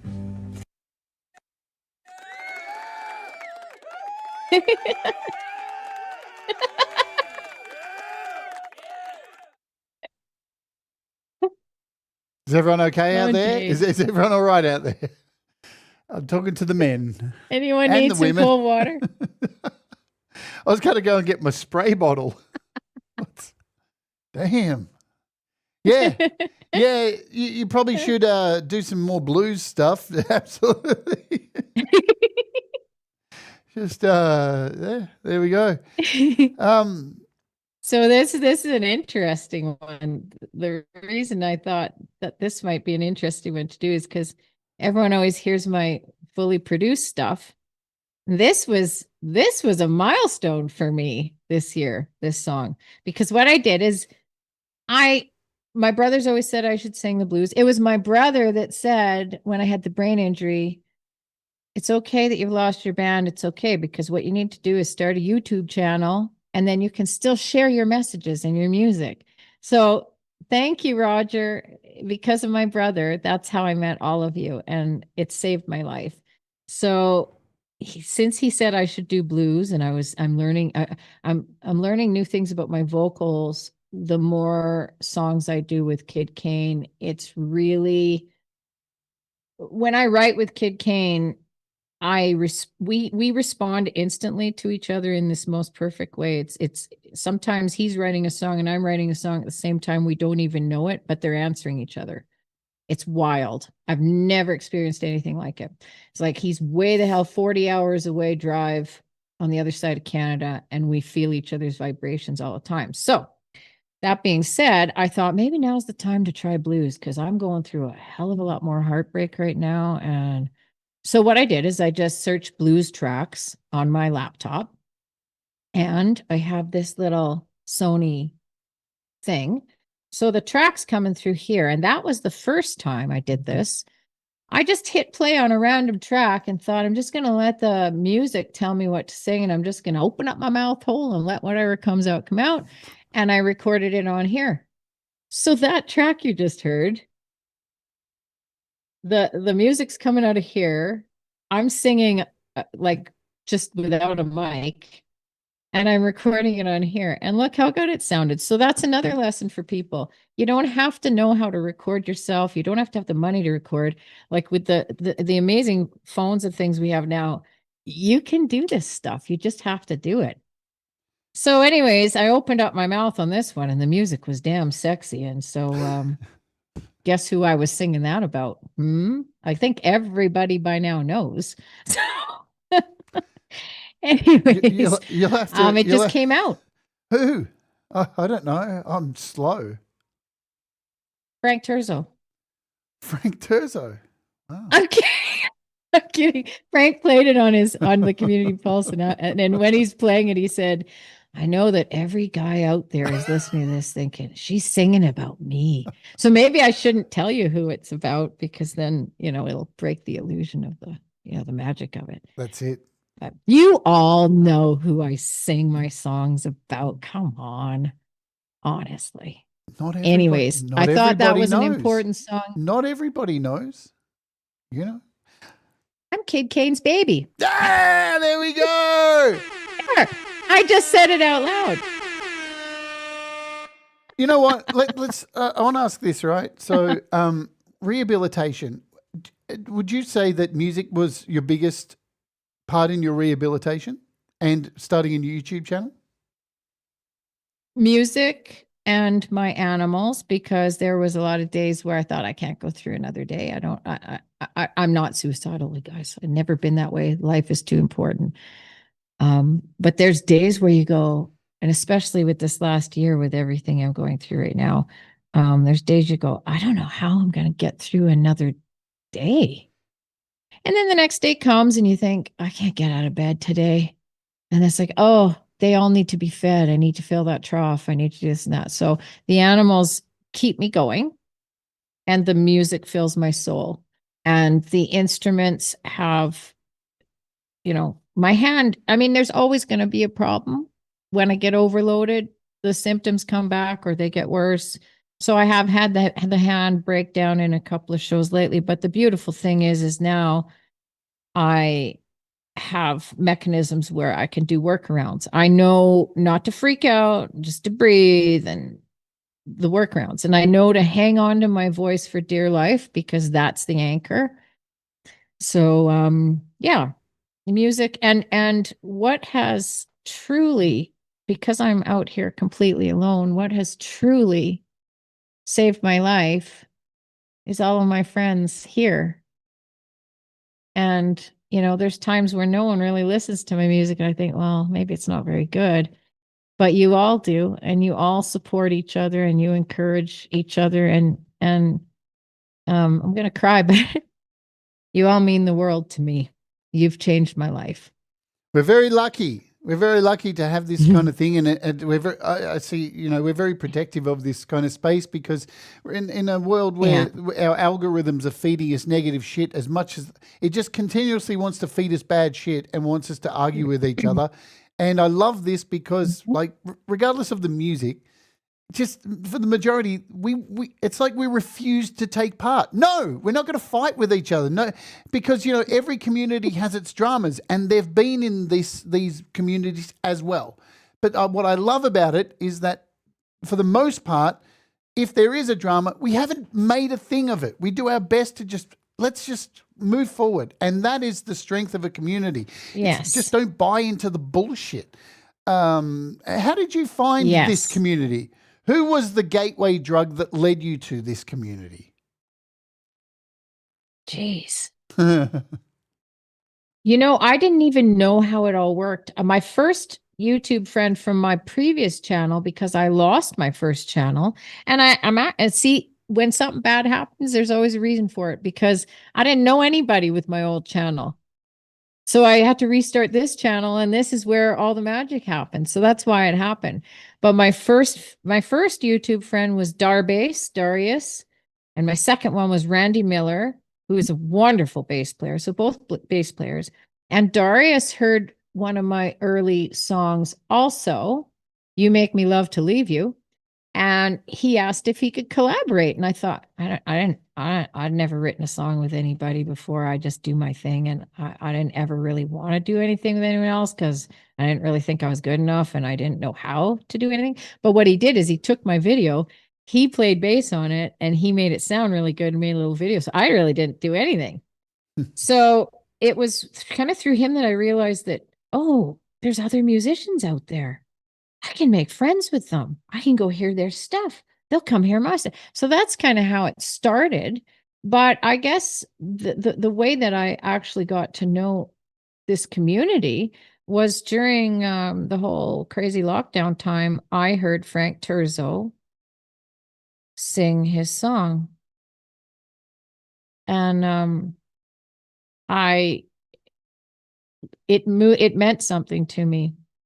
And then he was sending it out to everybody saying, whoever wants to play on this, New World, right? That's what it's called, New World. Yep. Yeah. And I thought, whoa, someone's putting their song out there. And so I was commenting on his stuff. I was watching his stuff. I was like, I love this man. What an artist. Oh my God. Good messages. I just love his sound. I love his heart. And then he asked me to be on the Pulse, which was a little over 2 years ago now. And oh my gosh, that brought me All of You. And that brought me Kid Kane, because he saw me. He'd made a comment on one of my things once, and I thought, who's this guy? So I went to his channel, and I never look at the earliest, the most recent video on people's channels when I go across. I scroll through to see what tells me to listen to it, or I'll go right back to the early songs because I really want to know the depths of somebody, right? And I don't want to just click on the first song. I want to actually get to know them and let them know that I'm interested. So when I saw his Brainstem Damage, and I've had the brain injury, of course, that's the one I listened to. And boy, does he ever freaking rock on that one. He rocks on all of them, but that one, I was like, oh my God. So I made a comment there, and then I looked at a few more of his songs. And then I was on the Pulse. And then it was October 1st that he sent me a message and said, hi, Linda Jean, saw you on the Pulse. You're awesome. You want to do this song with me? And he sent me Whiskey Nights. And I got to tell you, I'm like seeing this Kid Kane music come through my email. And I'm like, what? That's that Brainstem Damage guy. Like, why does he want to do a song with me? What the fuck? Like, so I was like, this is crazy. I don't understand. I really don't understand. So I'll tell you though, when I clicked on that song and listened to it, I told him this the other day. It was like, it was one of those moments where I didn't know anything about him. I didn't know what he looked like. I didn't know what his situation was like. I didn't know his character or nothing. But I heard his soul in his vocal and in that song, and something in me kind of went, oh, this is it. So that's so, and then, yeah, magic. But truly, I mean, I've never had a connection with anyone like that in my life. And who the hell would have thought it, right? It's like, you never it's know. like, which of these things just doesn't belong here? When I first heard Kid Kane, I was like, wow, this is like a country and western Alice in Chains meets Axl Rose. What? What? You heard country and western and Kid Kane? Yeah, absolutely. Like I've never heard it. There's roots to it. But first I heard Axl Rose. I was Yeah, like, his dad. I was like, what? Then I had him on the show, and then I heard his dogs. Kid Canine, the Kid Canine Choir. I'm going to play a song. I sing with them often because we've got a few more to fit in. And this is the Kid Kane era now we're kind of doing right now. So let's play Release Me with a collaboration with a few of you in here. Let's just play it. Let's do it. This is Release Me. Thank you.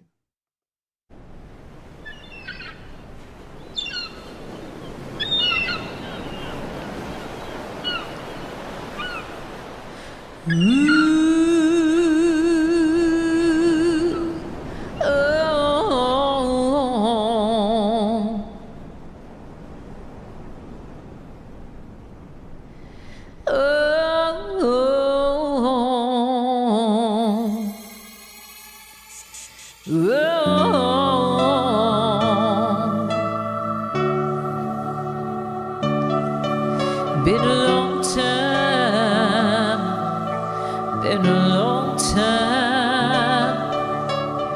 You've been dancing in my mind. Oh, I can't get you out of my heart. I want you all the time.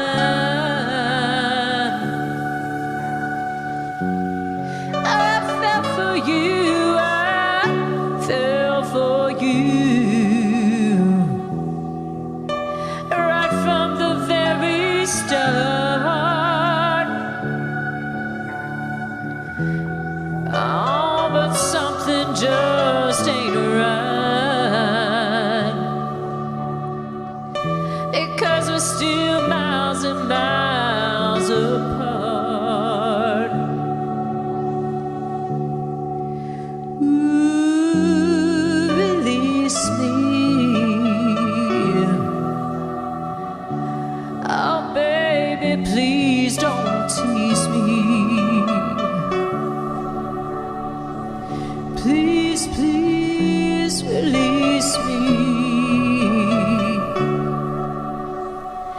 I need some sweet release.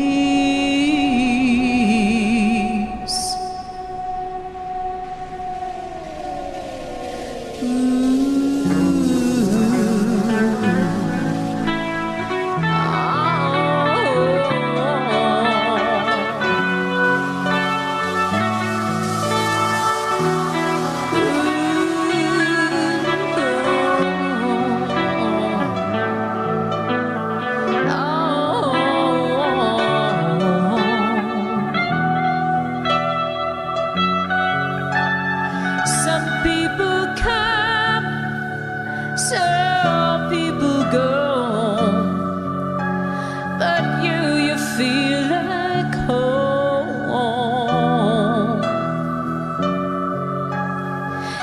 You're so far away, and I'm so alone.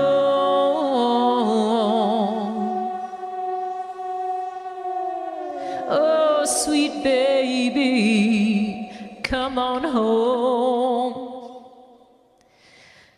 Baby, come on home. Baby, come on home.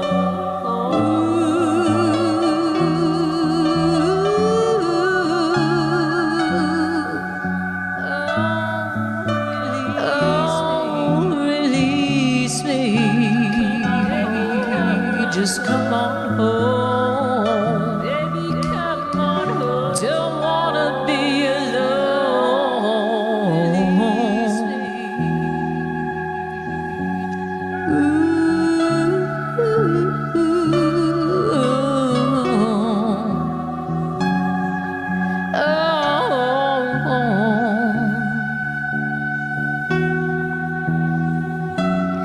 Oh, I can't work and I can't play. I just think about you each and every day. Such love between you and me. Oh, how I need you with me to set us free. Oh, release me, yeah.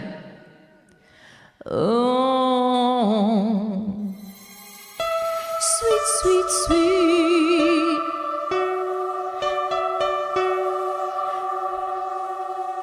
Sweet, sweet, sweet.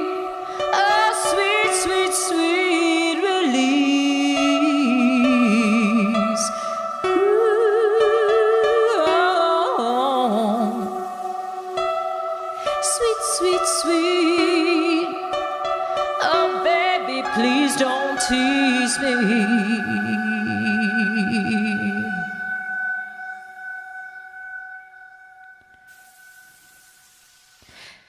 Sweet, sweet, sweet.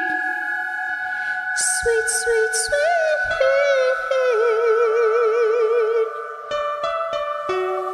Oh, sweet release. Sweet, sweet, sweet. Sweet, sweet, sweet.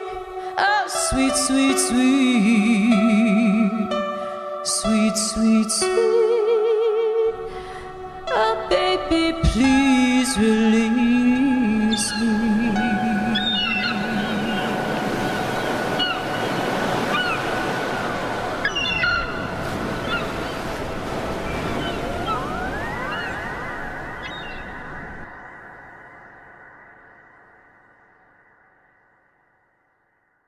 All right, I'm not even doing applause for that because, all right, I don't give a shit. I shoot straight from the hip. Have you two met? And if you haven't, are you? And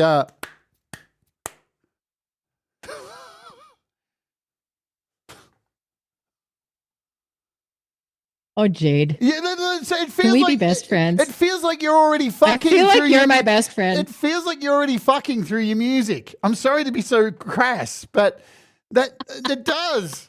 Like, look, there are collaborations out there, right? That you come together, you make music with somebody, and then there's like things that are deeper on a deeper level, and that song. And then you make music with somebody. and that song sounds like it's on a deeper level. The stuff, I'm dribbling.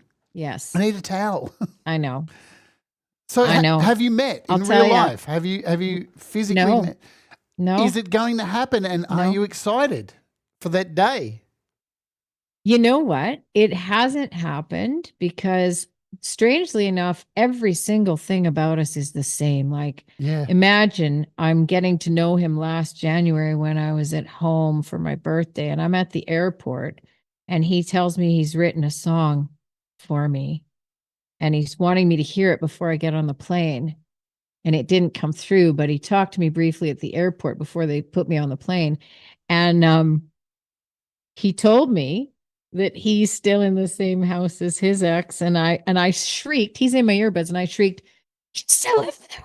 And all the people in the airport are looking at me like I'm being cheated on. And they're Good all, Lord. oh, that poor girl. Meanwhile, I'm thinking that's crazy because I'm still here with, it was the exact same scenario. Yeah. So it's really weird. So his circumstance and my circumstance and all the animals make it so that, a plane trip or a drive across Canada just isn't going to happen right now. But we spend all the time we can on the video, and that's how we write our songs a lot of the time. And we have the best times. Like I said to him, you're the best time I've never had. Well, I feel like that's You going to know what I change mean? it. I feel like it's going to change at some point. But maybe the thing is we're not supposed to meet. Maybe I don't know about that. maybe the physical realm of these kinds of connections Yeah. isn't the same as the magic in the music and the vibration. I say it's an You energetic don't sound bungee convincing. cord stretching, You're not convincing me. trying to make the best of a bad situation here, Jade. I'm tired of being over here, and I'm tired of him being over there. Yeah, I get it. Yeah, look, it's a burning But it question. is what it is. I've thought about it for a long time, and it from the outside looking in, it's felt like, oh man, this is just a thing, right? It feels right. It's magical. It makes sense. It's absolutely. It's the most magical thing. Nobody could understand the amount of things that we have in common, and the connection and the soul connection. Like, it's crazy. We knew each other in another life.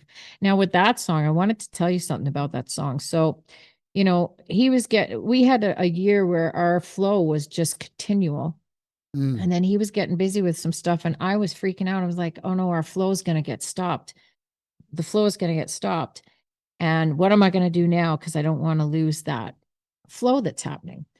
And all of a sudden, Sal Caruso sends me an email. Would you like to do a collab with me? Ever since I saw you on the Pulse, I've just been dying to do something with you. And I was like, now I never wanted to do collaborations. And it was Kid Kane that said to me, no, we must collaborate. It expands on our music, and it keeps us connected with community. And we can't just stay to ourselves. And I thought, he's a bigger person than I am. So I guess I should really, I guess I have something to learn off of him after all. So I said to Sal, yeah, I'd love to. And I heard Sal's track, and I was like, whoa, I love this. Sal's oh amazing. My God. So I did the same thing. I pushed play.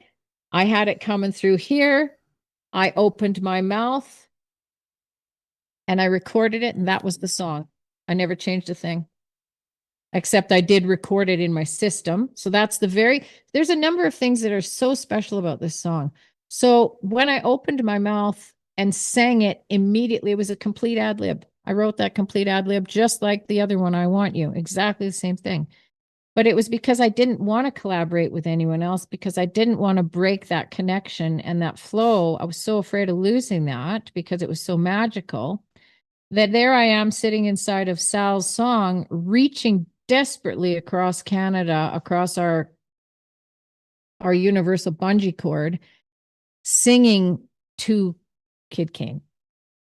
And it was like somewhere deep in my soul, there was the most deep, look at your face. The deepest part of my soul was reaching out from within Sal's song, which is fantastic in itself. It was a thrill to do something with Sal.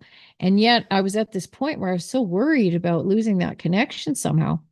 And I'd not really collaborated before, so I have no idea, right? So anyways, I recorded my vocal myself through my system. That was the first thing I ever recorded. And the whole thing felt weird to me, but also to Kid Kane too. And he thought he was all cool with everything, but it was weird for us. So he helped me isolate my vocal to send to Sal.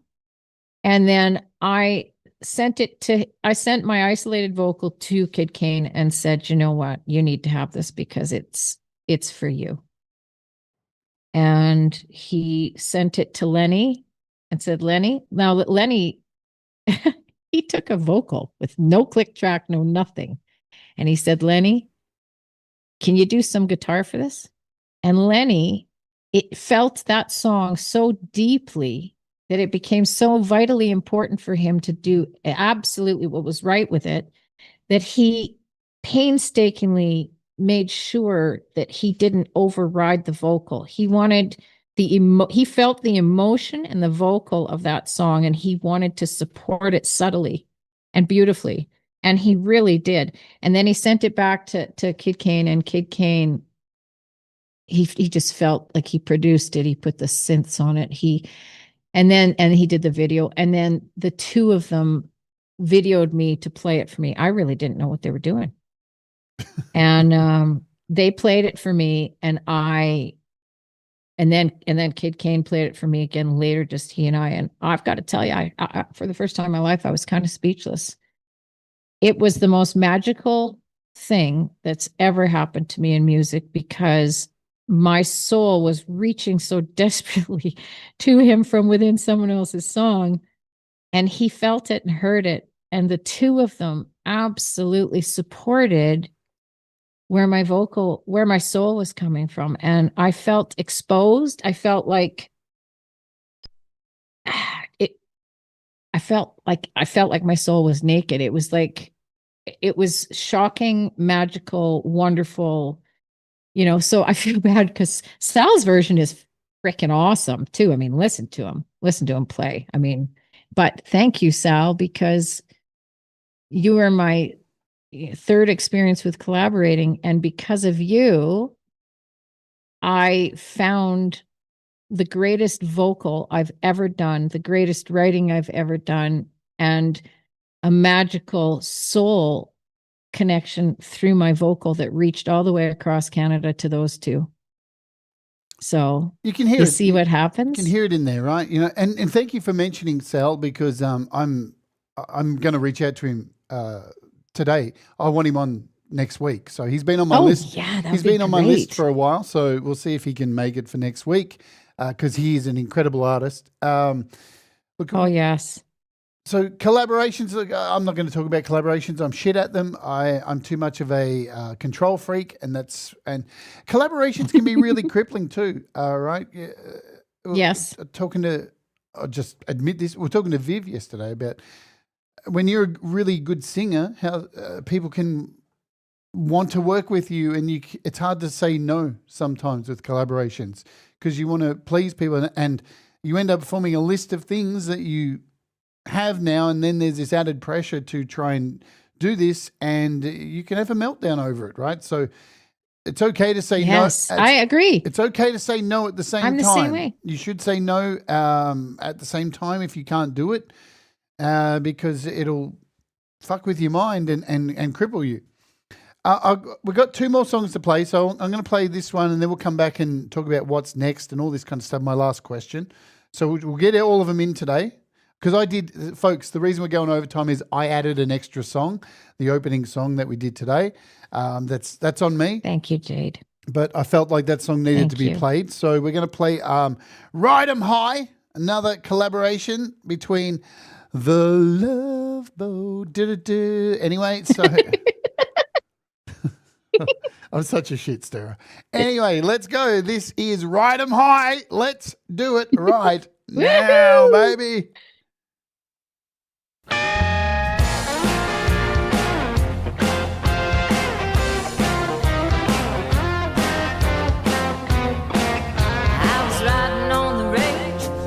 For a change, life had been drifting on. Me and my horse were clip-clopping along, singing out a country song. When we got to the road, what do you know? You came rolling along. You on your iron horse, me in the saddle, and now I'm singing a whole new song. Ride 'em high, Ride 'em high. when you're feeling low. When you're feeling low. Hop up into the saddle and maybe try a different road. Ride 'em high, Ride 'em high. when you're feeling When low. you're feeling low. 'Cause you never know what life will roll by. Ride 'em high, Yeah, oh, let's go. Well, tell you, Linda Jean, I think you know what I mean. Oh, hit me right between the eyes. Ran wild like a butterfly blown in the breeze. She became more than a friend of mine. Oh, yeah. With reflections of our past, we both knew this would last, casting shadows of our musical life. So buckle up, baby, got that soul that can save me. Giddy up, we're gonna rock it tonight. Oh yeah! ride 'em high. Ride 'em high. When you're feeling When low, you're feeling low. hop up into the saddle and maybe try a different road. Ride 'em high. Ride 'em high. When you're feeling When you're feeling low. low. 'Cause you never know what life will roll by. Ride 'em high, yeah, oh, let's go.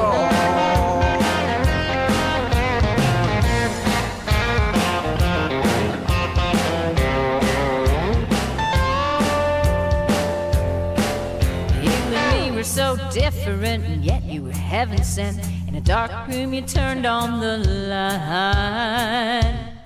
Like a flame that's ignited, my heart was excited by a wrong that strangely felt right.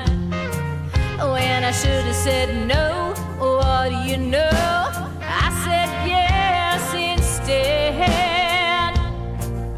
A strange deep connection was so unexpected, and now you've gone straight to my head. Well, I think you waited ain't any love the way that you move your groove. Got me let this pipe fly. When you know you feel it, you want it, you bring it, you got it. So hot it's making me tremble and shake inside. Oh yeah, like the magic and the mysteries, electric electricity, tasty as a pumpkin pie. Yeah, so let's buckle up, baby. Got that soul that can save me. Giddy up, we're gonna rock it tonight. Yeah! Ride 'em high. Ride 'em high. When you're feeling low. When you're feeling low. Hop up into the saddle and maybe try a different road. Ride 'em high. Ride 'em high. When you're feeling low. When you're feeling low. 'Cause you never know what life will roll by. Ride 'em high. Yeah, oh, let's go. Yeah, you never know what life will roll by. Ride 'em high, yeah, oh, let's go.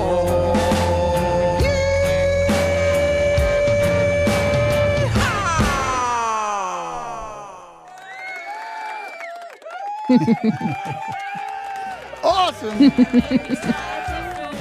Oh, we got more. Oh, it's just the tail end. It's okay. No. I'll do a fade It's out. our producer. It's a video. Oh. Get me out of my musical prison, I think is what you said. So this is the thing, right? As I fade this out, you've spent a lot of time recording in the times that you have recorded has been in studios. So you have that history. I've got a lot of that history as well too. But I saw at the start of the show before we went live, you've got a mixing desk now and an audio interface. What does this mean? What does this mean for the future? What's next? What do you see in the next 3 months around the universe of Linda Jean? Well, I don't know, but I record. The first thing I recorded was Sal's Release Me, that vocal that then you just heard that as well. The second, Frank Terzo said we should be popping up with him and do some live music. So Frank suggested I get my mixing board attached to this whole thing. So that's why I've now been set up a little bit better. I'm still trying to tweak it. I've got somebody in the community that I'm sending one of my songs to so that they can play on it and we can sort of connect. But I need to get the sound right. So right now I'm releasing the songs of Rooster and Henhouse on my Saturday night specials. It's 23 Saturdays in a row. Kid Kane and I have been doing this off our 2 channels, so we plan on keep going. We're hoping to do some live shows. We're hoping to be able to play. I've got so many songs I want to record. I will be going back in studio. That John Thiel is amazing. He's the guitar player to the Starrs here in Canada, and he's just amazing. So I want to do some more stuff with him, but also some stuff of my own in here. Maybe get ready for his songs.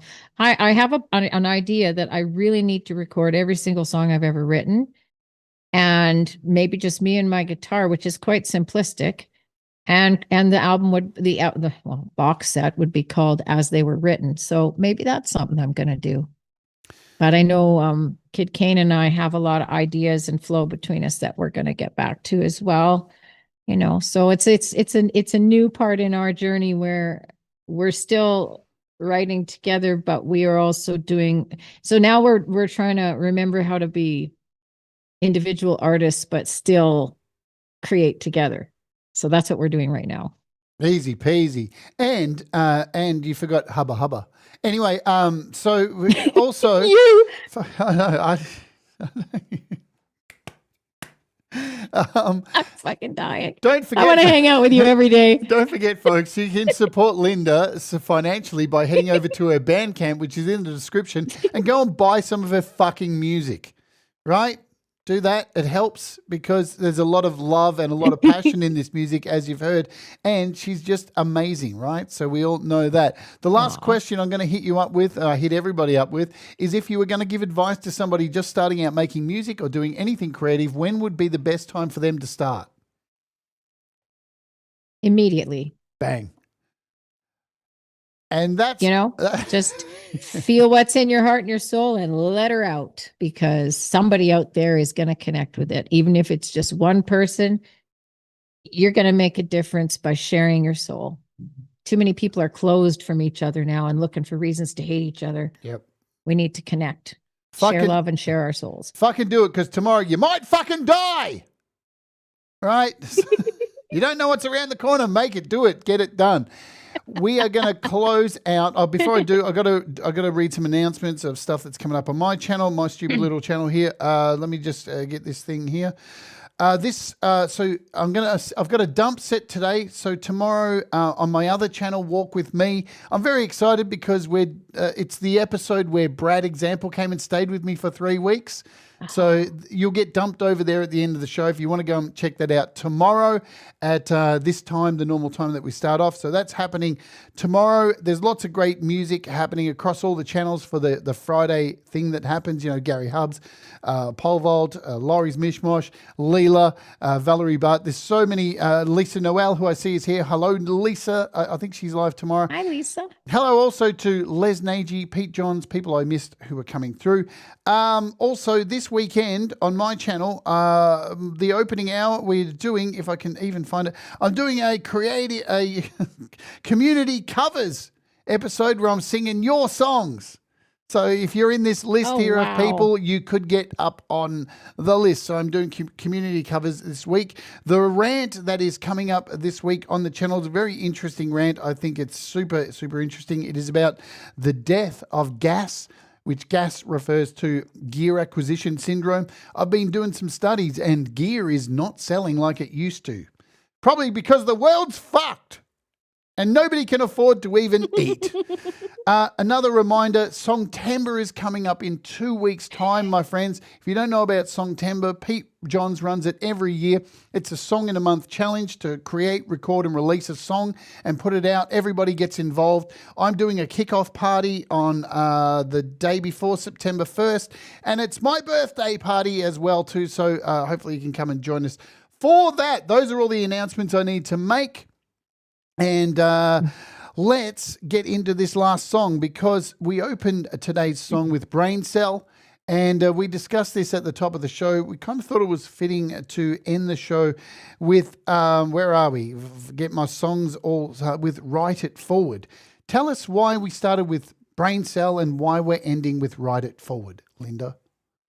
This is so interesting. So Brain Cell was me in the midst of my worst struggle, trying to give voice to, I actually wrote it as a poem on a night where I really didn't think I could keep going. So I wrote the poem, and I don't write poems. And it helped me. And then a year later, I turned it into a song. And then a year after, I don't know if it was a year and a year, but after that, I turned it into a recording because I thought that it could help people. I thought it would raise awareness and help people give voice to how they feel, that ghostly feeling. You're not yourself anymore, and everyone seems to forget you, and you're just struggling. So now I'm 9 years out, and I have better coping mechanisms, and I've improved in a lot of ways. So Write It Forward was interesting, though. My dad passed away, and a number of years after that, I was having a dream. And I won't tell you, it was weird. I was in a casino, and there was a river going through it, and all this stuff. And I was looking for someone, and this little cocktail waitress says, "Oh, he's in that recording studio cutting his new single." And I'm like, he doesn't sing. I should be in there. So I ran in there. Sounds like a normal dream to me. All dreams are fucking mental. Totally mental. And I go in there, and there's this guy with really short, dark hair and these intense eyes boring a hole into me. And he's singing in the most richest, deepest country voice. Write it forward from the past. Let it go. Don't let it last. And I woke up, and it was about 3:30, 4 in the morning. And I ran to my bathroom, and I'm looking for paper. And all I could find was cardstock out of a new bald cap. And I found a pen, and I wrote those down. And I was like, holy shit. I've never had a song come to me in a dream like that before. So I went and laid down. I tried to go back to sleep. Well, forget about that. Then I'm jumping up because now I'm thinking, and I've got lines coming.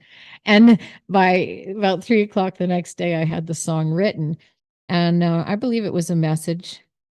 And at the time, I thought it was for me and my mom and my brother about the loss of my dad. And then there's a line in it about when my thoughts fell to the ground. And so my injury is in there.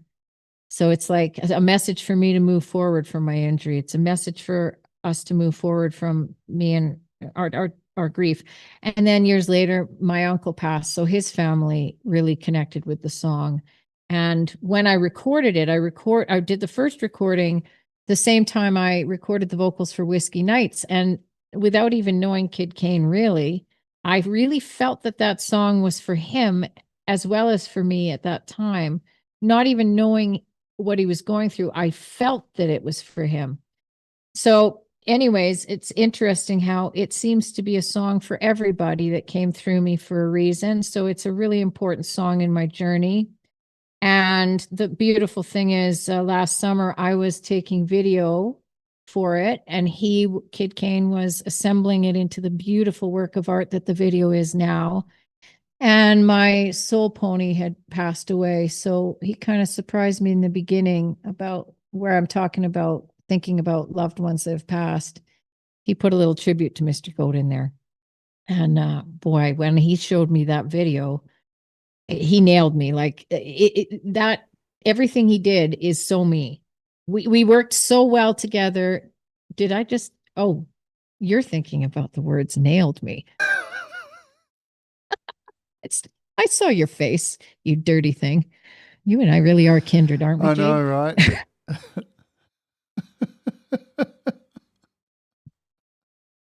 Anyways, so yeah, the video is really something else. And the cool thing about that too is John Thiel that produced it. He's the guitar player for all the stars, like I said.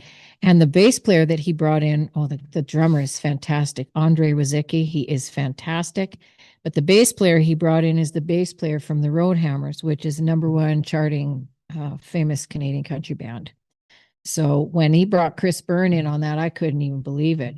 And when I heard what those two incredibly talented artists then put to the song, I was just blown away. It's just an amazing song. It's been an amazing journey with that. And I feel so blessed when a song comes through me, it comes through me, but there are certain songs that come from somewhere up here and they come through me. And I know that it's a message that I'm being given that I'm supposed to create so that it'll be passed to other people. That song, definitely. So yes, it's a really great place to wrap up my story for now, but my story continues, as does all of ours. And thank goodness that our stories continue together. Absolutely. And it is a great song. And folks, never lose hope. It's almost a year very soon that I'd been living with ITP and bleeding for 10 years from my face, for 10 years. Oh my God. It's almost a year to this day that I have not had a blood nose or bled. And I was told it would never go away. And last year it stopped. So never give up hope and do the things that make you happy. Mistakes, they make us better. Exactly. Let's all rise together. We're going to, please stay on the line so I can say goodbye to you after the show. Folks, thank you for being here on the live stream today, and all the people who kindly donated as well with super chats. Thank you so much.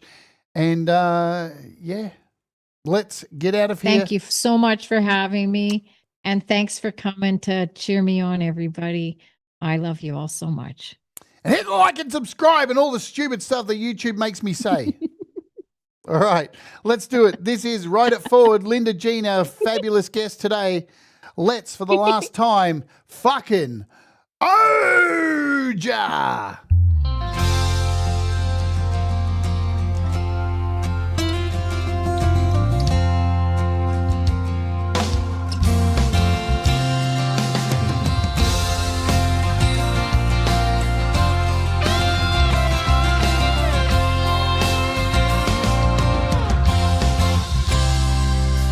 Sitting by the river, watching time flow past, thinking of the ones who've loved me and all of those who've passed. And I was thinking of my own life, all the things I haven't done, all the ones that I had, and all the things that had gone wrong.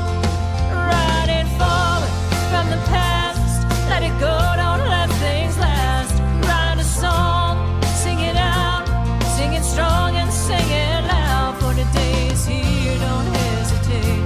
Every breath, it's not too late to let it go.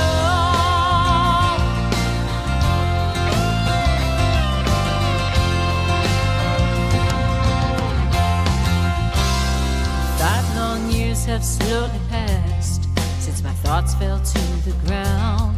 While I've been asleep, the world's moved on, and there's some things that I have found. A life well lived is simple. Count your blessings every day, and be kind and love with all your heart, and toss your pain away. Riding forward from the past, let it go, don't let things last. Write a song, sing it out, sing it strong and sing it loud, for the days here, don't hesitate.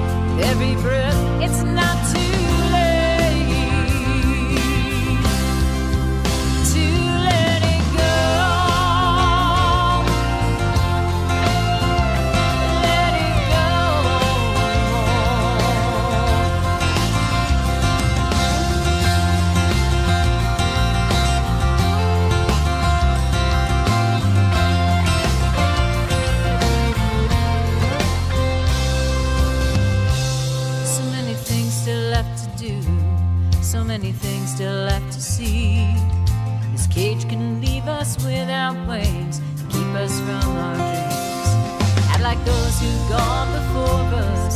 Life's so quick, it's but a song, but it's here to live in joy and love every day until